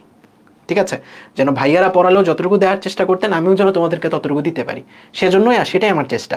অ্যান্ড বিশ্বাস করবা না, এই ক্লাসের জন্য, জাস্ট এই ক্লাসটা গুছায় তোমাদের নেওয়ার জন্য, এই অধ্যায় তো আগে কতবার পড়াইছি তার কোনো হিসাব নাই, কিন্তু তারপরেও আমি গত 3-4 দিন যাবত এই অধ্যায়টা পড়তেছি। আমার পরীক্ষা হচ্ছে বুয়েটে, তারপর আমি এই অধ্যায়টা পড়তেছি। আজকে সারাদিন জাস্ট এই জিনিসগুলাই অ্যানালাইসিস করছি, যে এই জিনিসটা আরেকটু বেটারভাবে কীভাবে বোঝানো যায়, এই জিনিসটা একটু সহজভাবে কীভাবে বোঝানো যায়। সো আজকে সারাদিন যাবত আমি এই চেষ্টাটাই করছি, মানে এই জিনিসটা নিয়েই অ্যানালাইসিস করছি আসলে, যে তোমাদেরকে একটু ইজিভাবে কীভাবে বোঝানো যায়। নাহলে একটা ম্যাথ যেটা টেস্ট পেপারে যেভাবে সলভ করো ওইভাবে সলভ করে দিলেই হইতো, বাট ওরা কেউ বুঝতে না, লাভ হইতো না কোনো। সো আমি চেষ্টা করছি আমার তরফ থেকে যেন বেস্ট ইফোর্টটা তোমাদের দিতে পারি। সো তোমরা জাস্ট একটু জানাও, মানে ভাইয়ার ক্লাস নিয়ে তো হয়তো অনেকে জিজ্ঞেস করবে যে ইমন ভাইয়ার ক্লাস কেমন, আর্কাইভ করবো কিনা, লাইভে করবো কিনা। সো একটু জানাও যে লাইভের ক্লাসে ভাইয়া এতটুকু ইফোর্ট দিচ্ছে যেন খুব ভালো করে তোমরা শেষ করতে পারো, ঠিক আছে। সো আমার তরফ থেকে তোমরা বেস্ট ওয়েতেই শেষ করতে পারবা। আমি বুয়েটে 3rd ইয়ারে আছি, 3rd ইয়ারের ফাইনাল পরীক্ষা চলছে, ঠিক আছে। সো আল্লাহ হাফেজ, ভালো থেকো সবাই, ইনশাল্লাহ দেখা হবে নেক্সট ক্লাসে। এই অধ্যায়টা বাকি টপিকগুলো কভার করব, ঠিক আছে। অ্যান্ড এই অধ্যায় সৃজনশীল সবচেয়ে বেশি আসে হচ্ছে এর পরের পার্টটা, মানে কুয়ার ম্যাথ থেকে, এবং স্প্রিং, এবং হচ্ছে আমাদের আনততল। সো এই 3টা টপিকে আমরা নেক্সট ক্লাসে অনেক ভালো করে পড়ে ফেলবো, ওকে। সো ভালো থেকো সবাই, দেখা হবে নেক্সট ক্লাসে। অ্যান্ড অন্যদেরকে কাইন্ডলি একটু সাজেস্ট করো যে ভাইয়ের ক্লাসগুলো করিস, কারণ এই ফোরটা বৃথা যাবে যদি অন্যরা ক্লাসটা না করে, ঠিক আছে।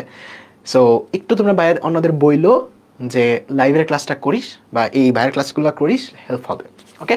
সো আল্লাহ হাফেজ, ভালো থেকো সবাই, ইনশাআল্লাহ দেখা হবে নেক্সট ক্লাসে। Tata, good night.